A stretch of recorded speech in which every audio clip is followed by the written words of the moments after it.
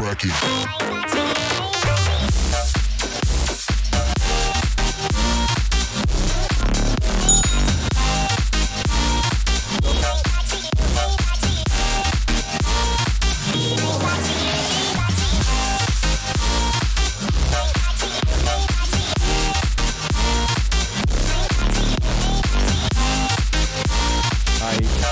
Chat is not limited, not making really good bad. I just heard podcast at Tommy Point, so just Ray is fine.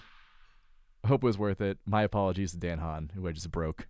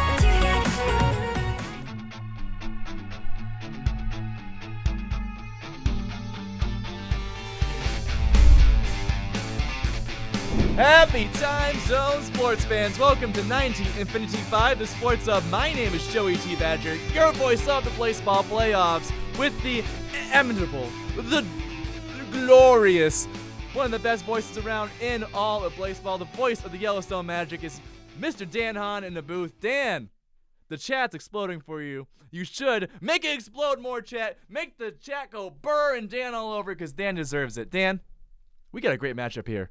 Chicago, Dallas, finals, season 16.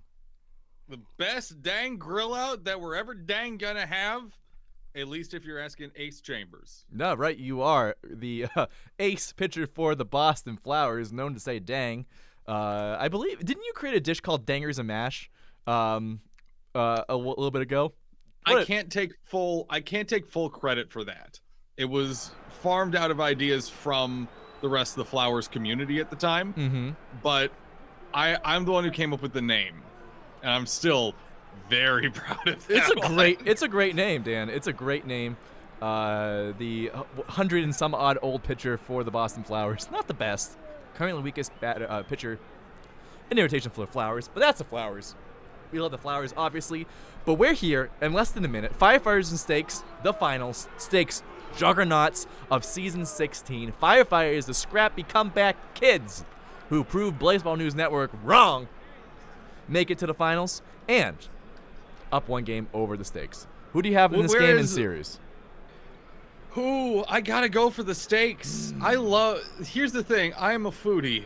I love me a good steak. No matter where or when, whether it's in a taco or it's on the grill or where things are heading, I love me a good steak. I am a carnivore and a meat eater, so you know what? For the Stakes. Wow, there it is, locked in, Dan.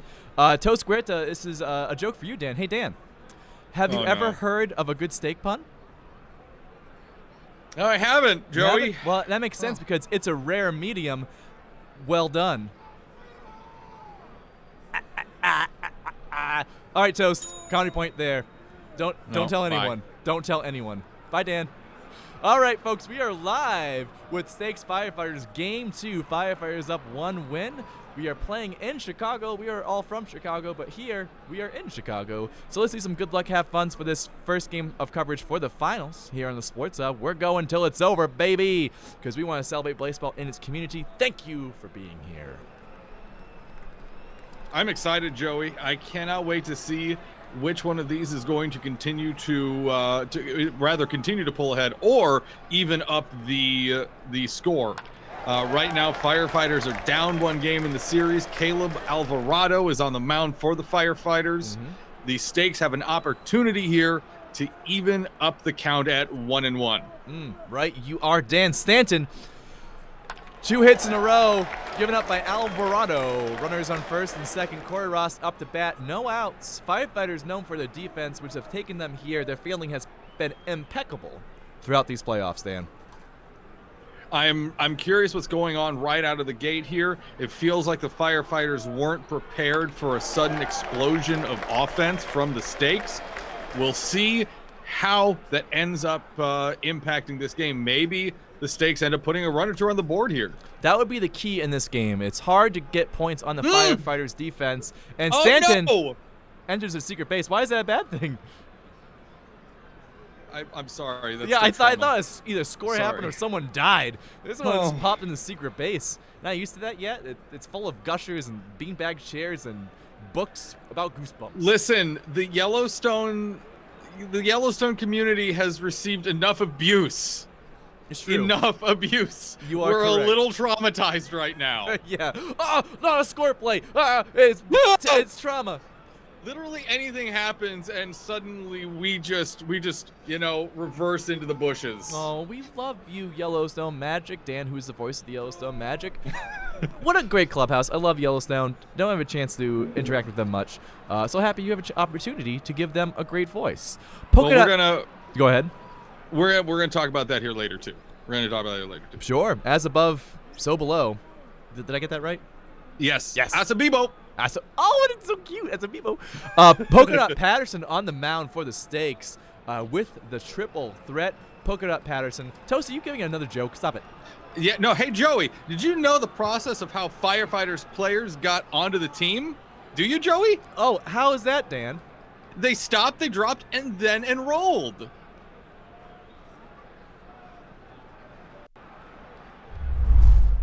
And we're out. Oh.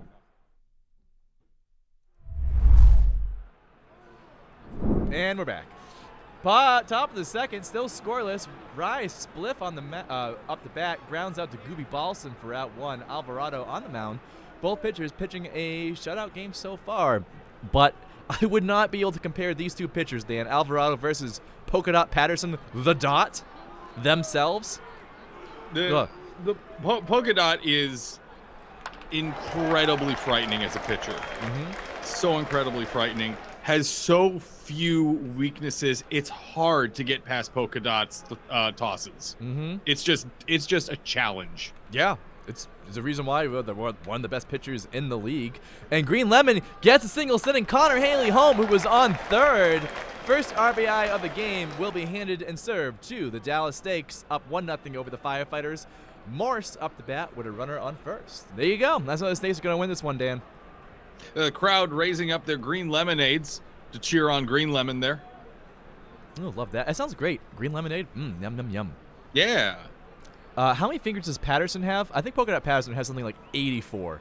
And that's not hyperbole. Maybe 60-something. Above 60. That's what I know about. It's bonkers. It's crazy. Polka Dot Patterson, great pitcher, also wielding the triple threat, so they can score unruns. Probably not on any balls, because Patterson doesn't really give up balls. Baby Triumphant, up the bat. This is a frightening team. The Stakes, with how incredibly consistent they are, and with putting Polka Dot Patterson on the mound for them, you have an immense amount of defense backing up a pitcher who most batters are not going to want to face ever, let alone right now when the pressure is on. Baby Triumphant rising to the occasion, getting a solid piece of the hit from Patterson, hitting out towards left field, throw to first, not in time, runner is safe.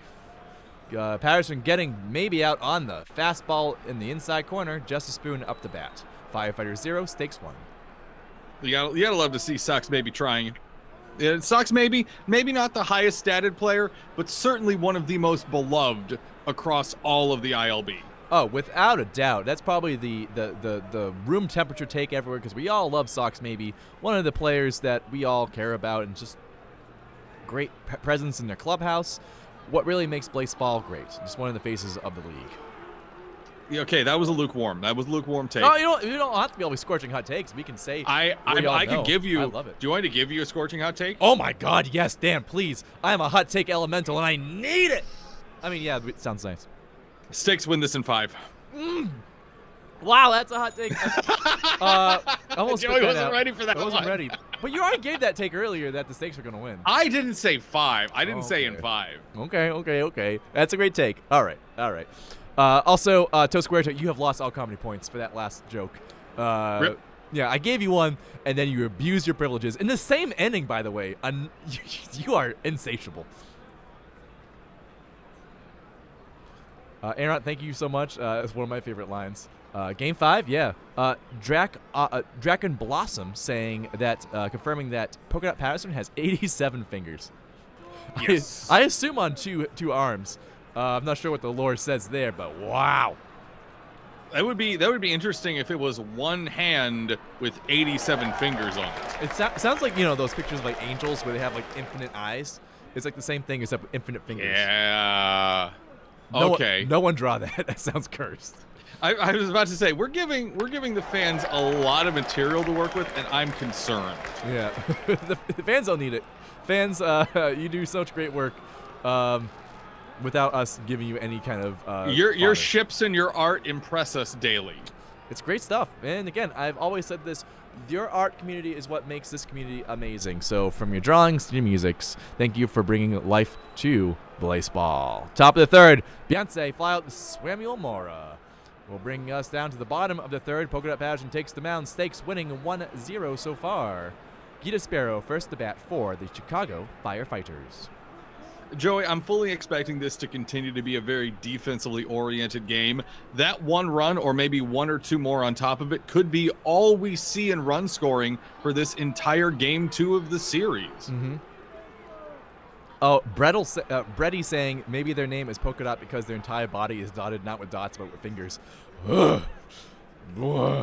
Peanut Duffy gets a piece of that fastball by Patterson, somehow be able to hit it in time, and that ball's going. Now you're not by the power of the swing, but by the speed of that pitch. Bouncing off the back wall. Runner is safe at third. Wander Shen up to bat.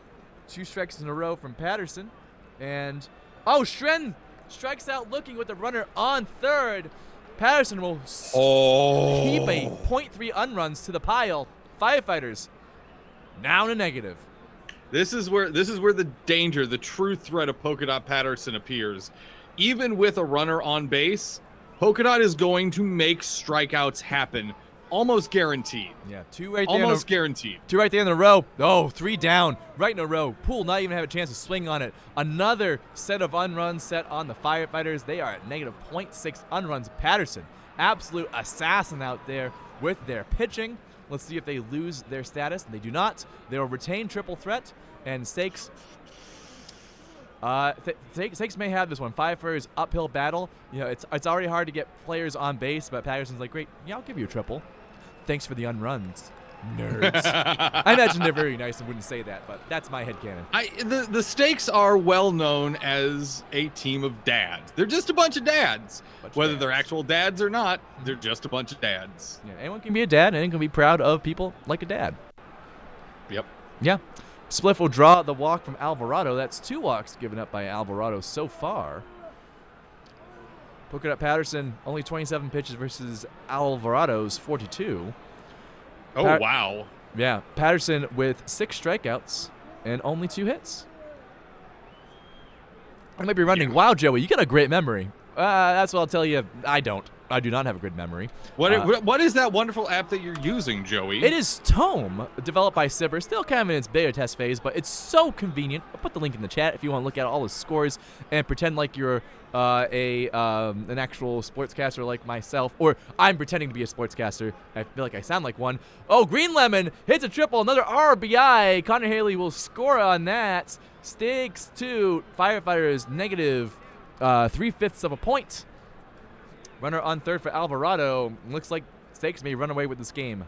Damn. That's impressive. Green Lemon has sent home both runs so far for the Stakes in this game. Mm-hmm. Green Lemon 2 for 2. Each of those has been a hit. One was a single. I think the first one was a single, wasn't it? A single and 1 triple for 2 RBIs. Green Lemon, the defensive powerhouse and production unit for the Stakes in this game. Hey, all you need is 1 because you got Polka Dot Patterson on the mound. Reverse scoring for your team, so that's great. Moved up the bat with a runner on third. Counts at 3-1, 2 outs. Here's the pitch. And strike looking, fastball inside corner. Ooh, full count there, Joe. Oh, my goodness. Oh, there it is. Mild hits a double, sending Green Lemon home for another RBI. Stakes 3, Firefighters negative 3/5. Holden Stanton up the bat, runner on second. Stakes have not stepped off the gas here. It's just going to be Polka Dot Patterson suppressing the Firefighters. Looks like Stakes are going to tie this one up. These Stakes are ready to go medium rare, and let me tell you what. They are delicious right now. Perfectly cooked to perfection, and it's staying in the oven the exact amount of time. Stanton strikes out looking on the fastball, top of the zone for out 3. Bottom of the 4th, Polka Dot Patterson takes the mound. I got to tell you, Joey, What's I up? feel like the story of this game is going to be, while the Firefighters have an impressive amount of offense, an absolutely explosive set of bats, against Polka Dot Patterson, they are so incredibly muted that advantage is wiped away. Balson with the hit deep in the left field between 2 defenders. Rounding second, safe at third. Very dangerous position for the Firefighters to be in with a runner in scoring position. Yeah. Mora pop fly.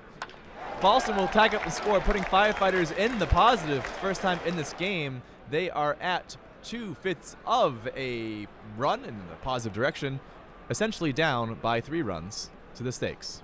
And that's fine. That's a great sacrifice hit. You don't want to strand that runner out on third and just, score any number of unruns from Patterson. So really smart move there by the Firefighters for that sacrifice play. That's how you're going to have to win. You're going to have to trust your defense and take what you can get from Patterson. Joey, anytime that you can trade 1 out for 1 run as the at-bat team, you're going to do it every single time. That's just smart Blaseball right there.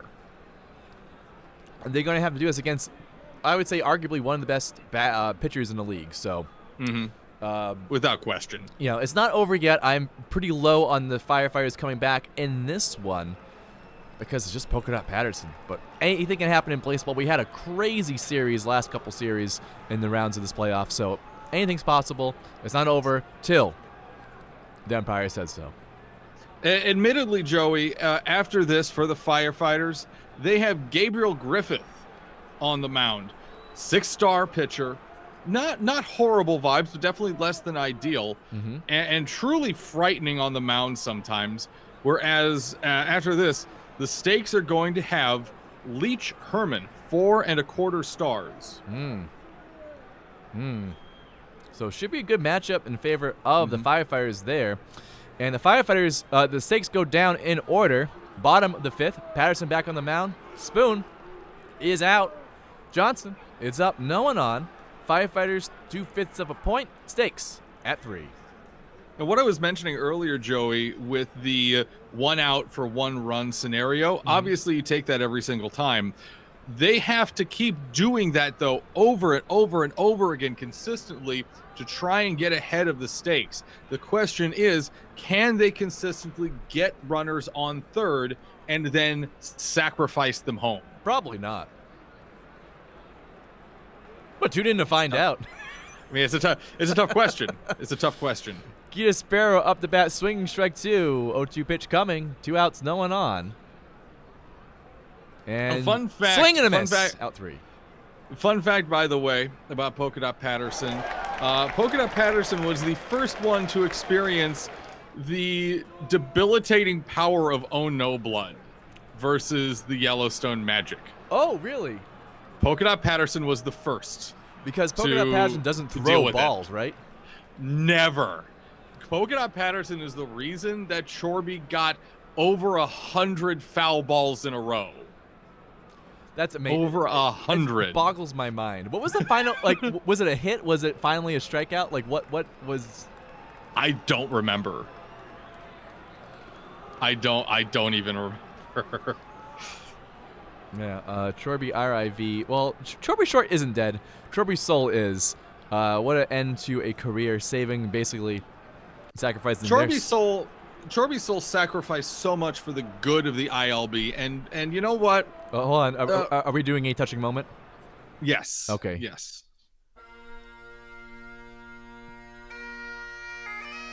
We've been facing horror throughout the league for the past 2 seasons, with the threat of the consumers, who have attacked so many that we trusted the ILB to protect us. And that was wrong. We had one person who protected us, brought back from the dead, from the void. Burned so young, brought back too soon. Been the fodder for over a season. Died in flame. But we appreciate what they did to us.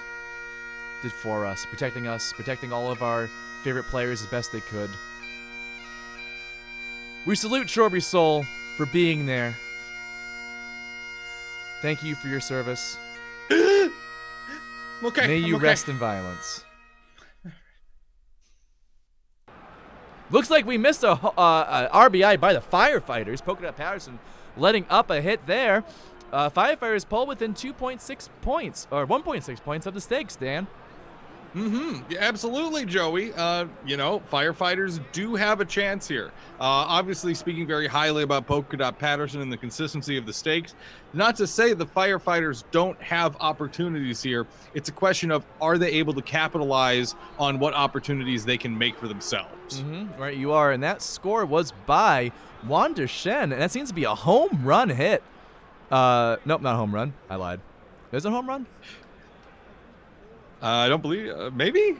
I don't No. know. Yeah, it was a home run. It was a homer by Okay. Wander Shen. Wander Shen's been the wild card for the Firefighters this playoff run. Not the best player on the team, but they've been dynamic, doing a lot of power hitting, a lot of just regular infield hitting. They've been all over. Gotta be happy with Wander Shen's production. For sure. And question in the chat from Glade Moon. Glade Moon now, current active player for the Millennials, just realizing that Shorby Short is in the Millennial Shadows now. Congratulations, Glade Moon. A lot of times, with Blaseball's a lot, so you're focusing on these games every day. You have no downtime. I imagine, Glade Moon, obviously they're host of the party. Busy training. Glade Moon, so busy training all the time.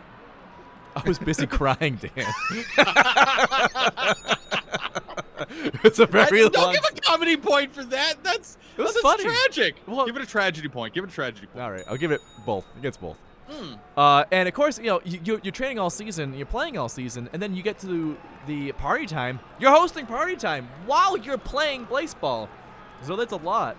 And, you really don't pay attention to the shadows. Maybe, once someone pops in, pops out. Catching newscasts once in a while. Maybe the election result. That's really it. Wait, can we get tragedy points? Sure.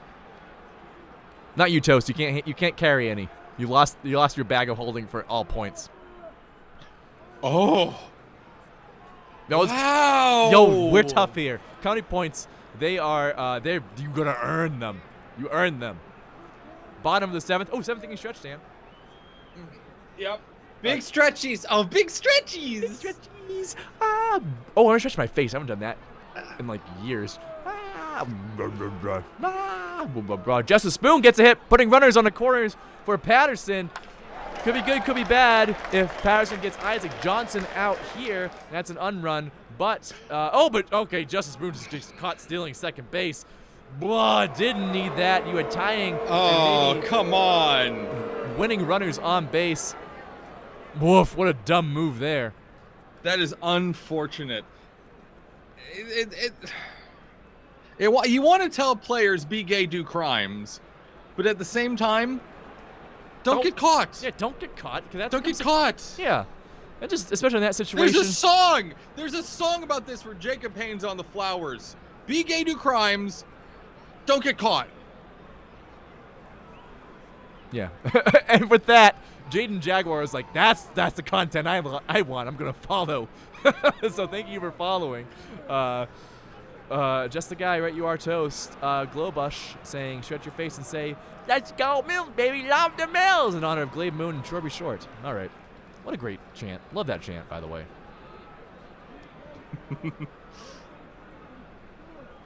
Top of the eighth, Alvarado on the mound will give way to Polka Dot Patterson.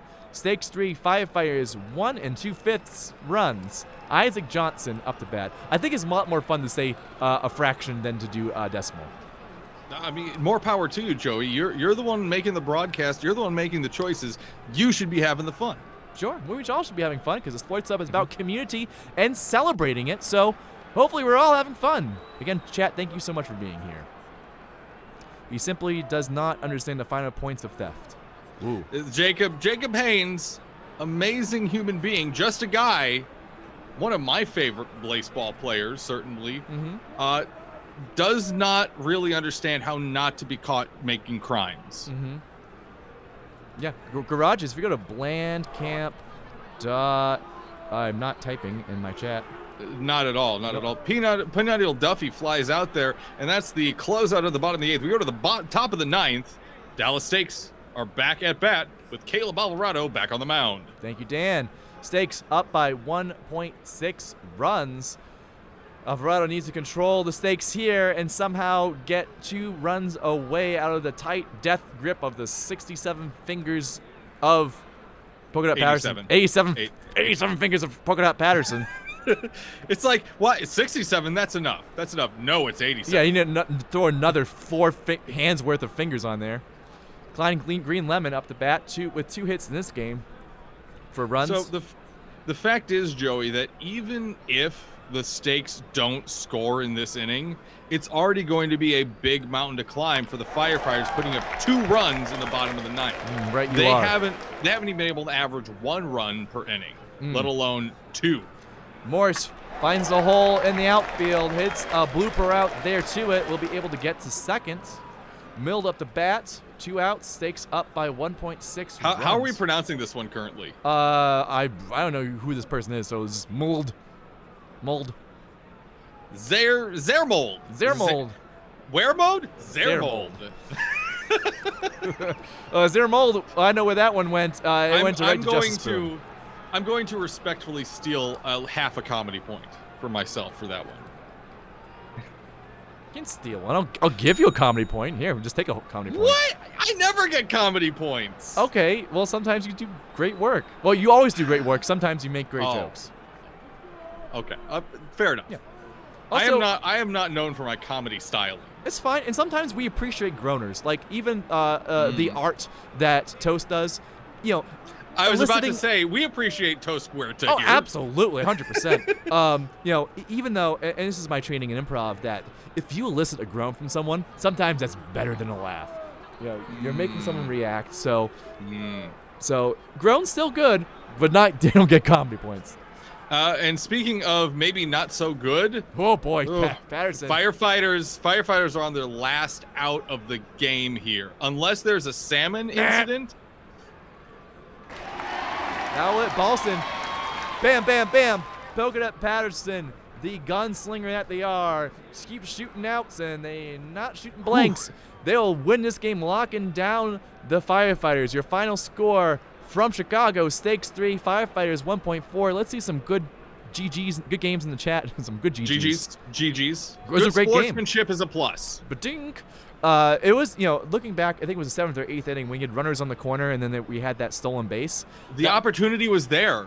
There was just a little bit of greed. Yeah, to get close or even tie it up. Well, you can't really tie it up, but to get close and possibly even get ahead of the stakes. And that was a real turning point. You know, you have Patterson starting to crack a little bit. We obviously didn't know what happened. Probably would have just got some unruns, but you don't know. But if you're the Firefighters, you can't look at that. You can't get your head stuck in the past. You gotta look forward. You know, you're finally done with Patterson. Great. All written off as a loss. We're tied up at 1. Still plenty of Blaseball left. It's 1st to 3 for a reason, Dan. It really is. It really is. This series is going to be up, down, every which way. Coming up in the next game here, Gabriel Griffith, one of the star pitchers for the Firefighters, goes up against Leach Herman, a true lifelong stake. Mm-hmm. And still a darn good pitcher. Yeah, 4.1. Would never be mad at that. Also a triple threat. Yep. We'll see if the triple threat comes into play. We'll see if the difference in stars between these two pitchers comes into play. It is also black hole weather. So a win if one team takes a run away from it. If the team really just goes off, a win could be removed. Yeah. And that's going to be a big difference in this series when it's 1-1. Absolutely. At the worst, it will extend the series. At best, it's going to really stifle one of these teams from really making a show at it. So, gotta be careful around the black hole. Earlier on, we had a double loop between the Spies and the Tacos. Was it Spies and Tacos? Yeah, Spies. No, Spies and Worms. In Game 4, 2 loops, and that series ended up having to be settled in Game 5 with both teams at 3 wins through 4 games. That's Blaseball. Mm-hmm. It's Blaseball. Hey, man. Joey. What's up, Dan? Hey, you have a Discord, don't you? Danny? Yeah, of course I do. All the cool kids have Discords. Promote your Discord here. I am. I'm looking for a link. It's a great one. Okay, hold on. We're gonna try it again. All right, chat. Okay, everyone reset. Everyone, places! Back to places!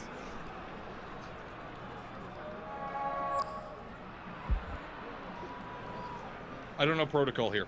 Oh, we're okay. So we're in places. All right. Okay. So I'm getting the link right now. This is great art. We're doing great, everyone. All right. Glade Moon beat you to it. Never mind. You're good. Don't worry about it. Hey, everyone, join Joey's Discord. All right. Well, the Sports Hub is our home for everyone to chill out, hang with each other, celebrate all the art that we do, make fun of me, make fun of my power rankings, share dumb clips of the dumb things I say on air, nerd out about Little League, our weekly show set in the Blaseball universe. A lot of fun stuff, and we just celebrate each other. It's just a wholesome place, so always happy to have you in the Hub. So come join us there, because I always give the wrong link, because there's so many different Discord links. Whoops, I gave their YouTube link. Never mind. That's Little League. I guess that's good too. We're professionals. Hey, Dan. Yeah. Dan yeah, Hahn. Hey. Hi. Dan Hahn. Hey, Joey. Hey. Ready and Ready. We talking Little League here? Always.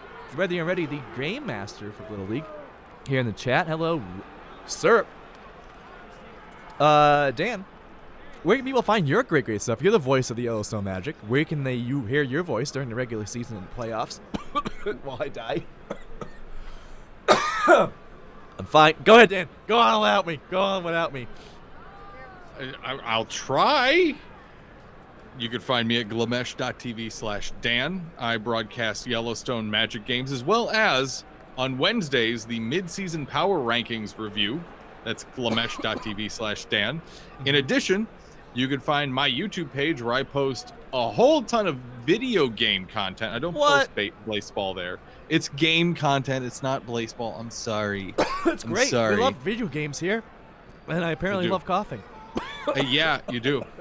YouTube.com/living in the past. I got the custom URL. I have a big, huge series on Outriders up there right now, and I'm going to probably be doing some Path of Exile. Yep. As well as a new season for Path of Exile just started. Going to be doing a Necromancer run. What does that which mean? I'm very excited for.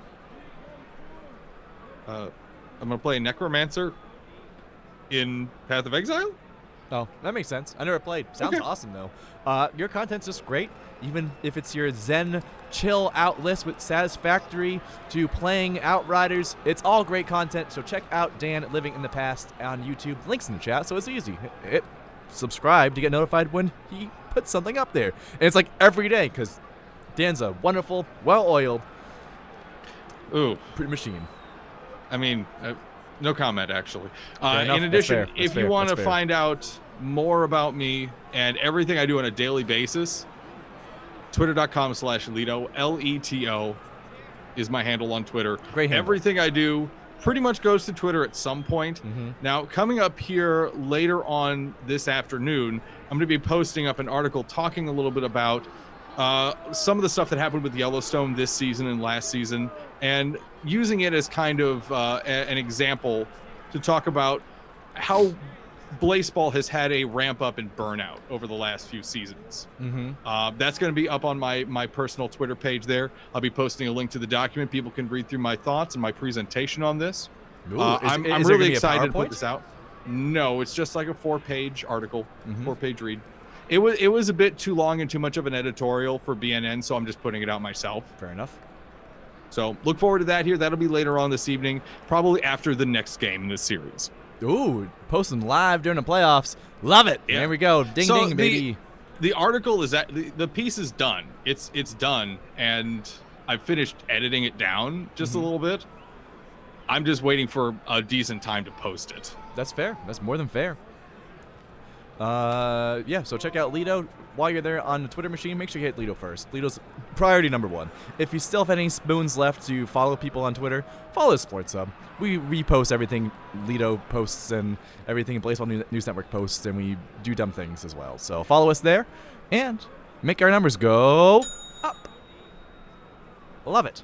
Numbers and blood both go up. Both are great things. Blood is just numbers of the body. Think about it. Think about it, chat. Blood? Oh, everything's like blood.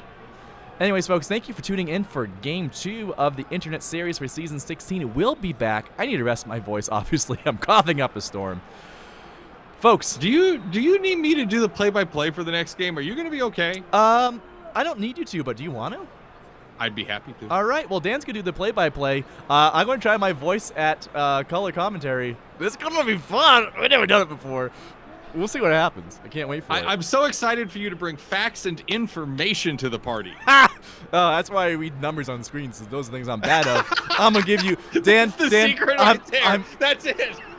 That's what I do. It's easy. The job as a play-by-play is just, things are happening. I'm going to read what happens to the audience. Dan, you're not getting any facts. You're not getting any figures. You're getting hot takes that are wild, like my hits off the golf tee. They go in every direction, just not in a fair way.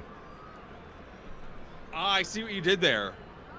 Thank you. Yo, award yourself a comedy point. I will not. I will not double dip into the comedy point. I hold those sacred. You get to earn those. I was just giving an analogy. Boy, do I love analogies. I'm going to give you so many analogies, Dan. It's going to be great.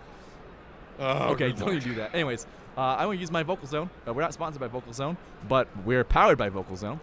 It's just everyone should have Vocal Zone. If you're on air, Vocal Zone is really good. It's good. Yeah. It really helps with the throat. Let's see. What are the ingredients? They're produced in the UK for Kestrel Medical Limited. That's cool. They're 24 pastilles. I'm not sure what a pastille is. Like these little like if you ever played like those little snake things that you light on fire and they grow into little long snakes. That's what they look like. They taste okay. I've had worse. I believe it's a UK term like pasty. Oh. Where it's formed into a disc, formed into a small disc of some kind. Oh, that's really I see. We learn stuff here on the Sports Sub. Yeah, Passy, which sounds like a French term. What are the English doing? Ooh, it has modified starch, tapioca, maize. Ooh, sugar, glucose syrup, myrrh tincture, licorice extract, menthol, peppermint oil. Color with a U, so you know it's the UK. And they definitely put the U's in the UK everywhere.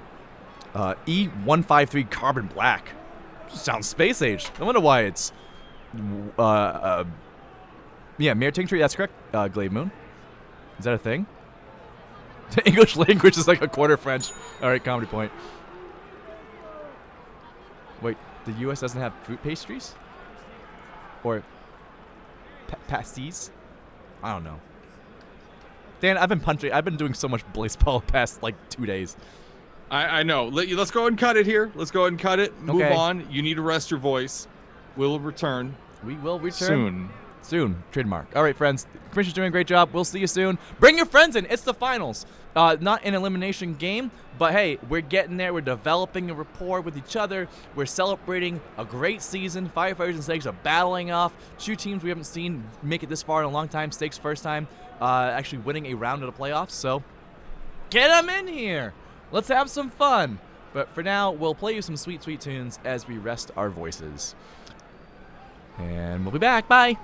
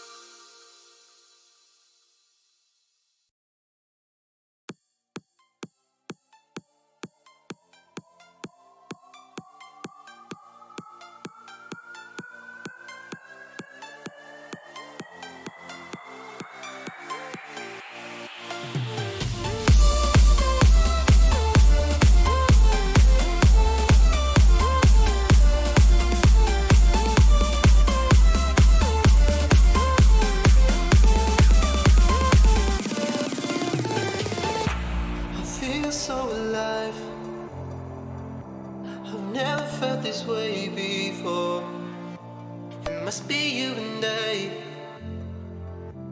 It's got me thinking about us more. It's these bright lights, they put me in a daze, and I can't stop but think about the way that you move around up and down on that stage. It's your future vibes.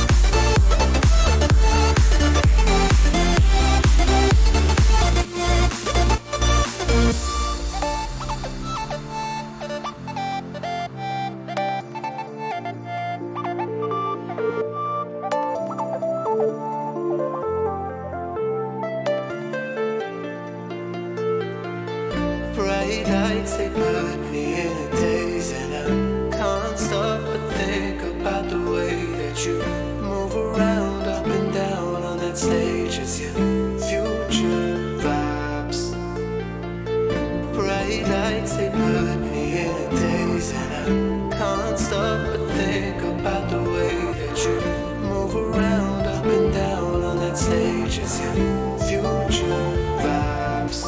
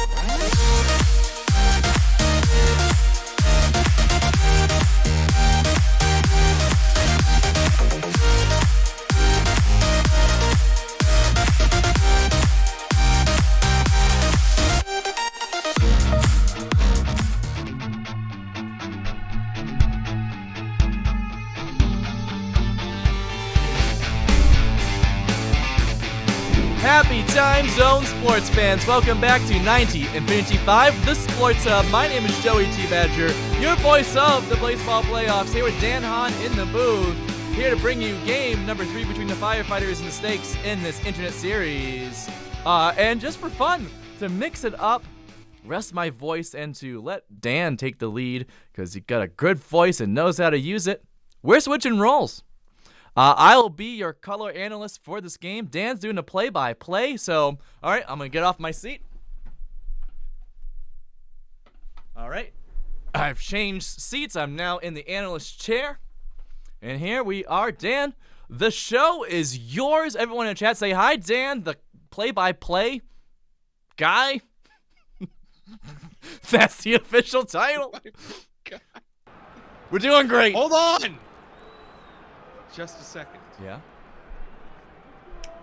Okay, we're good. Bam. Okay, we're good. 2-finger guns. Hi, chat. Some people shoot from the hips. Dan shoots from the heart. Okay, Dan, you're the play-by-play. Here we go. So we got about 2.5 minutes before we see the start of this game. Game 3 in this Firefighters and Stakes combination. We're grilling out. Gabriel Griffith, pitcher for the Firefighters, coming up here. Lee Sherman, pitcher for the Stakes. There is a slight difference in pitching, but Vegas has the odds still in favor of Dallas, as a black hole is above us in the Steakhouse.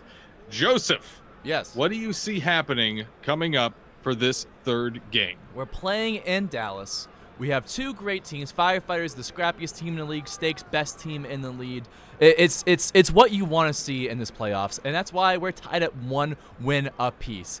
Gabriel Griffith, I think, is going to lead the Firefighters to a win here. They're not favored, but I feel like they're going to bounce back. Polka Dot Patterson absolutely shut down the Stakes last game. Going to be the case here. Gabriel Griffith going to be shut down for the Firefighters. I am picking the Firefighters in this one, Dan. The other question on everyone's mind when it comes to going into this game, I fully believe, is going to be the black hole and if it comes into play. Whether one of these teams starts taking this game away and maybe we see a black hole suck one of those wins away. Remember, both teams have a win to suck away. So if any team gets those 10 runs they need, the black hole is going to be like, nom nom. That's one less win in this best to 3 series. First to 3. Right, you are, Dan. And with the field we're at, we're currently in the Stakes home field of the Steakhouse. Look at how slow that grandiosity means. That means we have a short field. Going to be a lot of dingers, not a lot to play with, so not a lot of hits. But when we do get hits, those are going out of the park, Dan. I'm sure folks are curious to see exactly what kind of small ball we're going to be looking at. As mentioned in the previous game, the way you win championships, and especially games like this, with teams as consistent as the Stakes, is that small ball. Sacrificing runs home, making sure you get a run every few innings. That could be the story that we experience going into this third game of this Firefighters Stakes franchise. No franchise. Although the Steakhouse could be a franchise. Fries. I like French fries. French fries. French fries are good. Check out your local concession stand immediately. Please We're do. going into game number 3 here. Stakes versus Firefighters. Gabriel Griffith will be on the mound here first for the Firefighters. Stakes are going to be up to bat. Oh, no, I stand corrected. Nope. Chicago Firefighters batting. Nope. That's not true. Lee Sherman, pitcher first for the Stakes. Wesley Poole, first batter for the Firefighters. One thing I have my eyes on, Dan, is Lee Herman's triple threat. When there's a runner on third, 3 runners on base, or 3 balls in the count every time Lee Herman gets a strikeout, they're adding essentially 3 unruns. Oh, we get some offense happening, Dan. We do. 2 hits back to back. On runner on third now, Wesley Poole. Second pitch from Leach Herman was a crack out to right field. Now safe at third after a second hit. An infield from Gooby Balson. Samuel Mora flies out there. Corey Ross is underneath it. Grab is good, but Wesley Poole will tag up on the sacrifice. 1 run is in for the Firefighters already here in the Steakhouse. That's going to bring up Baby Triumphant with 1 out on the board. And that's the mark of a scrappy team, Dan. You lose in very stunning fashion against Polka Dot Patterson. There's absolutely just offense is stifled the entire game. And here we are, first at bat, 2 hits in a row, a sacrifice score, Firefighters up early. That was a very early scrappy ball. Right you are, Joey. Right now the count 3-2 after a foul tip, but that is a strikeout swinging Baby Triumphant's removal of 0.3 runs. That is a 0.3 unrun for the Firefighters there from Leach Herman, the triple threat. 2 outs on the board now. Runner is on first, and Sox maybe up to bat. Dan, I remember when we did the coffee cup back in December. We're going back a ways. Oh, we're going back a ways, and we had Stephen Bell of the Game Band in the booth. We have had a crime. I'm sorry to interrupt you, Joey. We have had a crime. It was not caught. No one saw that happen. However, crimes in this case do not pay, as Sox maybe strikes out looking. And we go to the bottom of the first. The Firefighters up 0.7 runs to the stake 0 so far here in the Steakhouse. Yeah, so we had Stephen Bell in the booth to do a game, and I think it was the first Coffee Threes weather. So each week was a different weather that was introduced in Coffee Threes. You got to see our reaction live because it was bonkers. With all these threes being thrown around, we had no idea what was happening. And we got the canonical explanation that runs. Oh! Joey! Oh my goodness. Holden Stanton crushes one over center field. It is out of here. Holden Stanton running those bases. 1 run is in for the Stakes here in the bottom of the first. Wow. This would be a tied game, but because of that triple threat, the Firefighters are actually losing by 0.3 runs. That's huge. That's absolutely huge. Corey Ross now up to bat for the Stakes versus Gabriel Griffith, pitcher for the Firefighters. Stakes lead 1-0.7. That's a strikeout swinging, though. Corey not able to put bat to ball. That brings up Allison Abbott. 2 outs on the board. First pitch, a strike swinging. What really infuriated me, Dan, was that the fact that the score that we see is a pile of objects. It's a pile of runs, and also a pile of unruns. So you're not taking away runs when you score an unruns. You're adding basically anti-runs to the pile. When all summed together, that's why we have 0.7 instead of 1 run on the board. Now, Joey, it's been speculated that these may be similar to matter and antimatter. Do you know if there's any truth to that? That's a great question, Dan. I would say no, because they would have annihilated each other. They're still existing together on the pile. They just count for different things. So it's almost like having different polarity. They're not causing chaos out there because we don't need, absolute annihilations and huge explosions on the field because we already basically have that. Because Blaseball is a lot. Very much so. First pitcher strikes out looking versus Leach Herman. Pitcher for the Stakes here in the top of the second. A ground out there. Zephyr Mold. I'm going to say Mold. Zephyr Mold. Mold. Sure. What's their real name? I have no idea. Chat, if you know, let us know, please. Hashtag chat support. Chat support, thank you. 0-2 the count for Gita Sparrow. 2 outs on the board for the Firefighters here in the top of the second. I don't know if we're going to have a black hole issue happening here, but Gita Sparrow does strike out looking versus Leach Herman, the triple threat. And that's going to be the Stakes coming up to bat here in the bottom of the second. I'm mixing up my tops and bottoms. Hey, that's all right. Especially, you are the voice of the Yellowstone Magic, so it's all up and downs, upsy, turbsy, toopsy, dobsy. It's all directions to me and you. As they say back home in Yellowstone, Joey, Asabibo. Asabibo, as above, so Asabibo. below. So, Gita Sparrow got struck out there in the last inning, but one of the players that I have an eye on in this series, Dan, they're not the best on paper. They're in the 2 stars across the board for their stats, but really usually plays above that and has been the X factor in the Firefighters team. Really, very much so. Currently here, Connor Haley strikes out swinging for the 3rd out. Here in the bottom of the second, we go to the top of the 3rd. We are in the Steakhouse. The score, the Stakes leading 1 run to 0.7 runs for the Firefighters. Leach Herman is back on the pitcher's mound for the Stakes. And first up, Peanutiolo Duffy to bat. Right, you are, Dan. Peanutiolo Duffy just always been a rock-solid player in the league. 4-star batter, not the best base runner, above average defense, getting a hit there. Always a player that's contributing to the team. A beautiful infield single, safe at first. That's going to bring up Wanda Shen, batting for the Firefighters here in the top of the third. Now, speaking of X Factors, Shen has been absolutely lights out amazing in the series that we're in right now and before, lighting a lot of power hits, getting a lot of infield hits, doing a lot for their offense here. Not very loud on defense, but just definitely contributing to the Firefighters offense all around. That is a strikeout looking for Wanda Shen. That's going to bring up Wesley Poole batting for the Firefighters. One out on the board here in the Steakhouse. A runner on first for the Firefighters. We are in the top of the third. We are concerned that there might be a black hole incident moving through this game. We'll see if either team decides to put that many runs on the board. However, the count 1-2. Stand corrected there. Wesley Poole also strikes out looking versus Leach Herman. Still a runner on first, and Gooby Balson up to bat. Firefighters Wesley Poole, top of the order, has a grand slam in the last series when they were up against the Spies, and that was awesome to see. Just teamwork there, loading up the bases earlier on that series. Really a statement win for the Firefighters, and that's what carried him through to the Internet Series. I got to say, Leach Herman so far absolutely explosive as the stakes pitcher so far in this game. However, we are now in the bottom of the third here in the Steakhouse.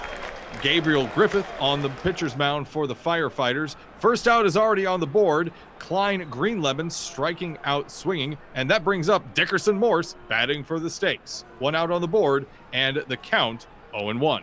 Griffith only up one hit so far, but that was for a run. 4 strikeouts so far through 25 pitches. Dickerson Morse also strikes out swinging. These two pitchers, once again, have been dynamic, have been absolutely powerful. Zephyr Mold grounds out there. Justice Spoon with the grab. Throw to first is in time, and that's 1, 2, 3. We go to the top of the fourth. Gabriel, the Firefighters are back up to bat. Gabriel Griffith and Gabriel Takeseth.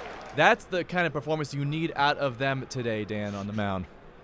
That was extremely well done. Once you. again, we're seeing a pitcher's duel, a very defensively oriented matchup. Yeah, so far couldn't be tighter. It's mathematically, given the different scenarios and the craziness we have in this game, it's the closest it's going to get. 0.3. Well, okay, I take that back. You could have like a bunch of unruns. The closest it could be is 0.1. All right, I'm sorry, chat. I'm sorry.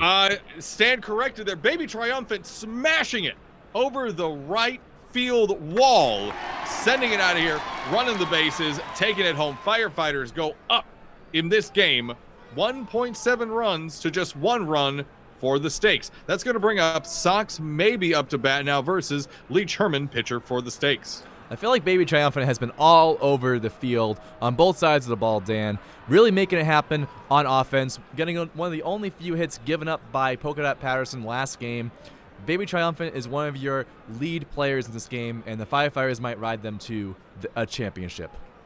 That's going to retire the Firefighters' threat here in the top of the fourth. We send it to the bottom. Gabriel Griffith back on the mound here for the Firefighters, and Holden Stanton up to bat first here in the bottom. Chat says, loving all the babies in the league. That sure is a sentence.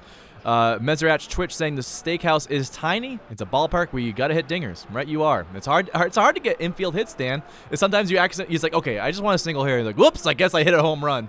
Ugh, I guess I'll run around all the bases. Yeah, right, you are, Joey. I do enjoy the now really starting to get specific and customized stats for each of the unique ballparks. 2 outs on the board here already for the Stakes in the bottom of the fourth. Gabriel Griffith getting the job done. That's going to bring up Allison Abbott to bat for the Stakes. Firefighters looking to maintain control in this third game of the series.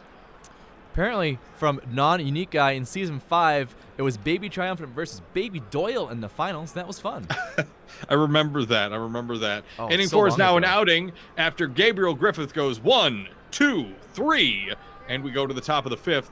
That black hole looks to be closing up a little bit. Don't think we're going to see it too active in this game. Leach Herman back on the mound for the Stakes, and that's already an out after Isaac Johnson grounds out. That's an infield, though. Throw to first is in time, and that is the first out on the board. Brings up Gita Sparrow for the Firefighters.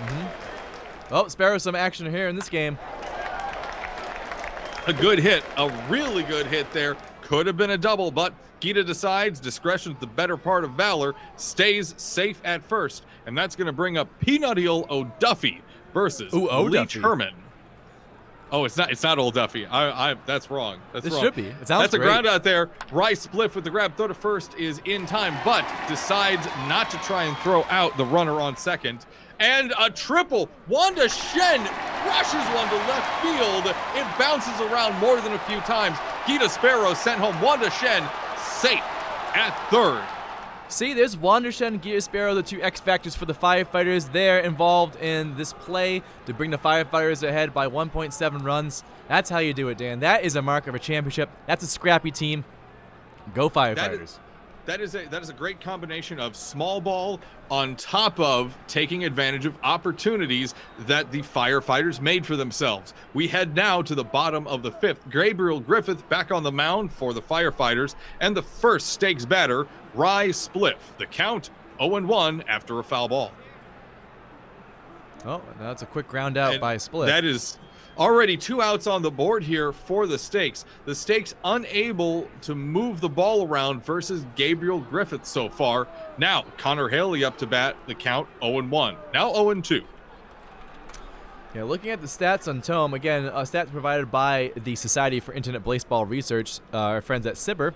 So make sure you check them out at sibber.dev. I'm put the application that I'm using to check out the box scores. We'll take a look at the pitching matchup right now, Dan. Herman, 54 pitches. Griffith, 41. Griffith being very economical there, not going deep in the count. Both pitchers with 7 strikeouts, but Herman giving up 6 hits versus Griffith's 1. That's a testament to the Firefighters' firewall defense.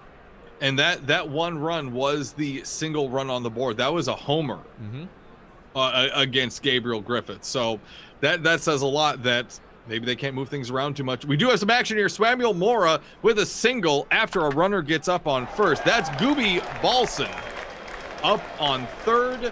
The Stakes are the Firefighters are threatening here in the top of the 6 versus Leech Herman. Baby Triumphant though destroys one way out of the steakhouse. It is gone. Don't even try to find it. All runners are heading home. 1 run is in. 2 runs are in. 3 runs are in. The Firefighters are up 5-7 versus the Stakes with 1 run. There's no outs in this inning either. Sox maybe up to bat. Baby Triumphant going 2 for 3 in this game. Sox maybe getting a hit there. Their first of the game. Baby Triumphant absolutely doing great work out there. Their 2 hits, both home runs. That's why the Firefighters are so ahead in this game, Dan. Sox maybe dinks it out to left field, bounces around once or twice. Sox maybe stopping at second. It's a double, safe. Isaac Johnson now up to bat for the Firefighters. Top of the 6th inning, we're at 5.7 runs for the Firefighters. Firefighters looking like they're not taking their gas off the pedal. The pedal off the gas. Excuse me. And we got to think about that black hole. At best case scenario, we stay at the same score here. Worst case scenario for the Stakes. Stakes lose a win. Firefighters go up 2-0. I'm going to coax some hubris out of you here, Joey. Do we see the black hole open up? Stare into the black hole, Joey. It looks like it was bored. It put down its crossword puzzle that it was doing. So now it's starting to pay attention to the game. It's sniffing some scores. It's like, okay, all right, this is shaping up. It's definitely starting to ripen here in this field in Dallas.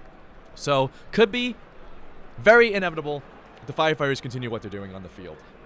Gita Sparrow strikes out looking there. We're headed to the bottom of the 6th. Gabriel Griffith facing off against Klein Greenlemon for the Stakes. Already the count 0-2 for Klein. We'll see exactly how the team wants to approach trying to catch back up to the Firefighters here.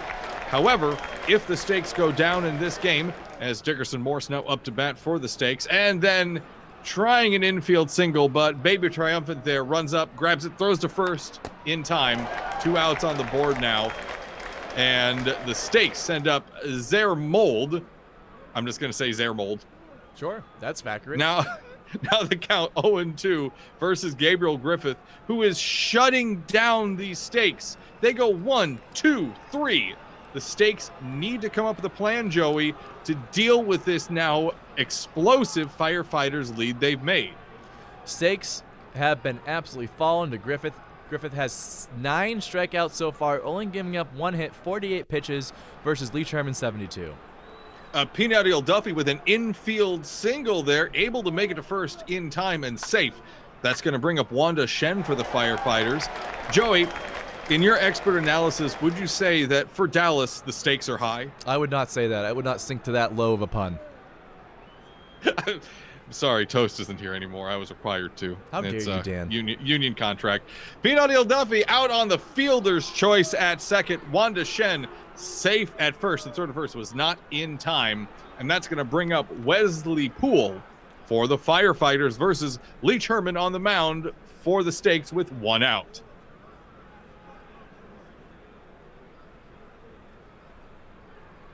I'm not letting that up, Dan. I'm not letting that up. Oh, okay. Well, I guess it's going to be kind of boring cast for the rest of the day. I'm sorry, everyone. How dare I you? ruined it for Runners you. on the corners, Dan. I ruined it for not anymore. Oh, Runners on third and second now. Was that Gooby thievery? Volson up to bat for Firefighters. I think it might have been a Was that a thievery. theft? Lee Sherman in a little bit of a bind here. Only 1 out on the board. The count 1 and 2 for Gooby Volson. A dink, a sacrifice could send another 2 runs home. And then the black hole would start getting a little ominous. But no, Gooby Volson strikes out looking. That puts 0.3 unruns into the pile. The score is now 5.4 for the Firefighters to the Stakes 1. I just saw the black hole go, meh, and then started playing Candy Crush. So black hole is not really into it right now. Have a better choice in games, Black Hole, please. Black hole's just killing time. I feel like the black hole doesn't it doesn't choose where it goes. That's just gravity. It's just floating around around the Earth, or Earth around a black hole, or however it does it, upsy downy, lefty righty, as above, so below, whatever, with space. We go to the bottom of the 7th. 7th inning stretch, everyone. Big stretchies. Big stretchies. We need to see everyone stretch. Everyone stretch. If you're not stretching, I'm judging you. Stretch. Please listen to your body, chat. Take this time to pay attention to yourself. Maybe A little shoulder roll. I'm get some water. getting a little shoulder roll in here. It feels good. It feels good. I like that. Corey Ross strikes out looking. That's 2 outs on the board for Gabriel Griffith versus the Stakes here in the bottom of the 7th. The Stakes are fast running out of opportunities to catch that score back up. A ground out there from Allison Abbott to Peanut Duffy. I want to put the O Duffy in there, and I'm not sure why. This sounds great. However, the throw to first is in time, and that's going to close out the top of the 8th. The bottom of the 7th, rather. We go to the top of the 8th.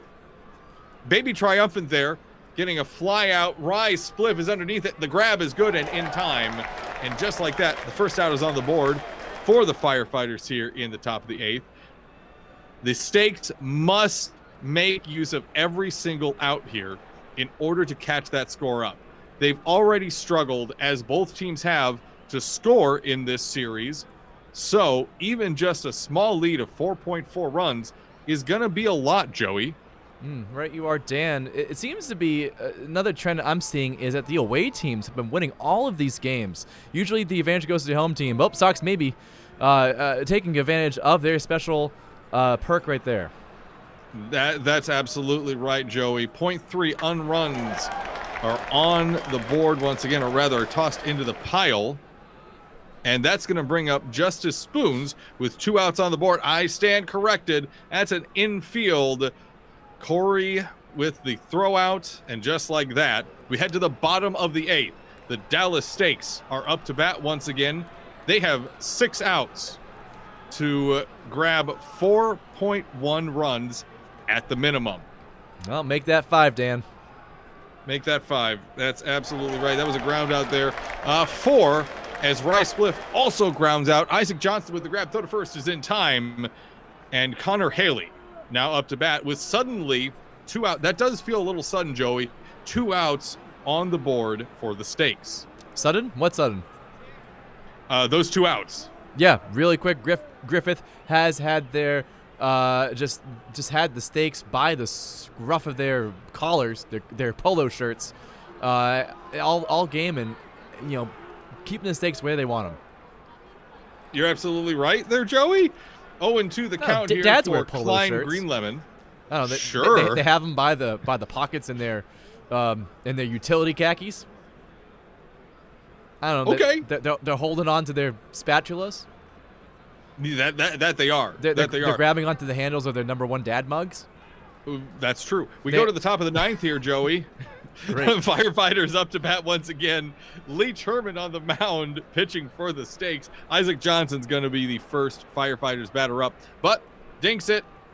Easy grab for Holden Stanton. Throw to first is in time. That's going to bring up Gita Sparrow batting for the Firefighters. 1 out on the board, and the count 1-0. Update from a bit that apparently happened from Glade Moon. Chris and Hunter made it 19 minutes into the cast of our cast before they cracked. Well, 19 minutes is not bad. You could have went all the way. I believe in you. I'm not sure what you were doing, doing the commentary of our commentary. Yes. Silly bits. Yep. I got to tell you what, Joey. What's up? I am so proud of everything that Chris and Hunter are bringing to the table right now. Clearly the best commentary and casters in all of Blaseball, and if anyone could do better than us, it's them. A great duo that I didn't think I would need, both just unrelenting, awful jokes and just pure joy and wiliness, and then just the opposite of just aged oak and barrel, old money, crankiness. It's a great combination. It really is. Dickerson Morse batting for the stakes, flies out, good hit on it, but Samuel Mora is right below it. Grab is good. That is the first out on the board here in the bottom of the 9th for the stakes. They have 2 more outs to make up at least 4.1 runs. Joey, can they do it? No. Bottom of the 9th, No. You 1 out away. Griffith has their number. This game's over, Dan. I hate to agree, but you are right, Joey. Unless Holden Stanton can start a truly epic run here, already 0-2 in the count, Gabriel Griffith will have really locked this game down. That is a strikeout looking. Fastball. Doesn't even swing on it, Joey. It was too fast. 5.1-1. That was a great. That was Griffith's 13th strikeout of the game. Just absolutely dominant. 72 pitches, only 2 hits for 1 run. This is Griffith's game. Griffith's absolutely stifled the Stakes offense. Stakes know how to play in their own stadium, but Firefighters like, we're not letting you play the way you want to play. Not at all. All right, let's look at the upcoming matchup here, Joey. Orville Manco. Before we do that, Dan, just want to take a quick look. Make sure we do some GGs in the chat for a great game between these two great teams. That's true. Firefighters explosive on offense. Just want to look at the pitching matchup here. Both pitchers, good job with strikeouts. Leach Herman had 12 strikeouts. That's pretty good. But had 31 more pitches than Griffith. And Herman let up 12 hits with 6 walks. Wow. The Herman there really allowed the Firefighters to play around. Griffith stifled that. If Griffith had the same stats as Herman, we'd be looking at a much closer game. But that is my star of the game, Dan. Griffith is what made the Firefighters win. 100% agreed. Just like the previous game with Polka Dot, Griffith locked this one down.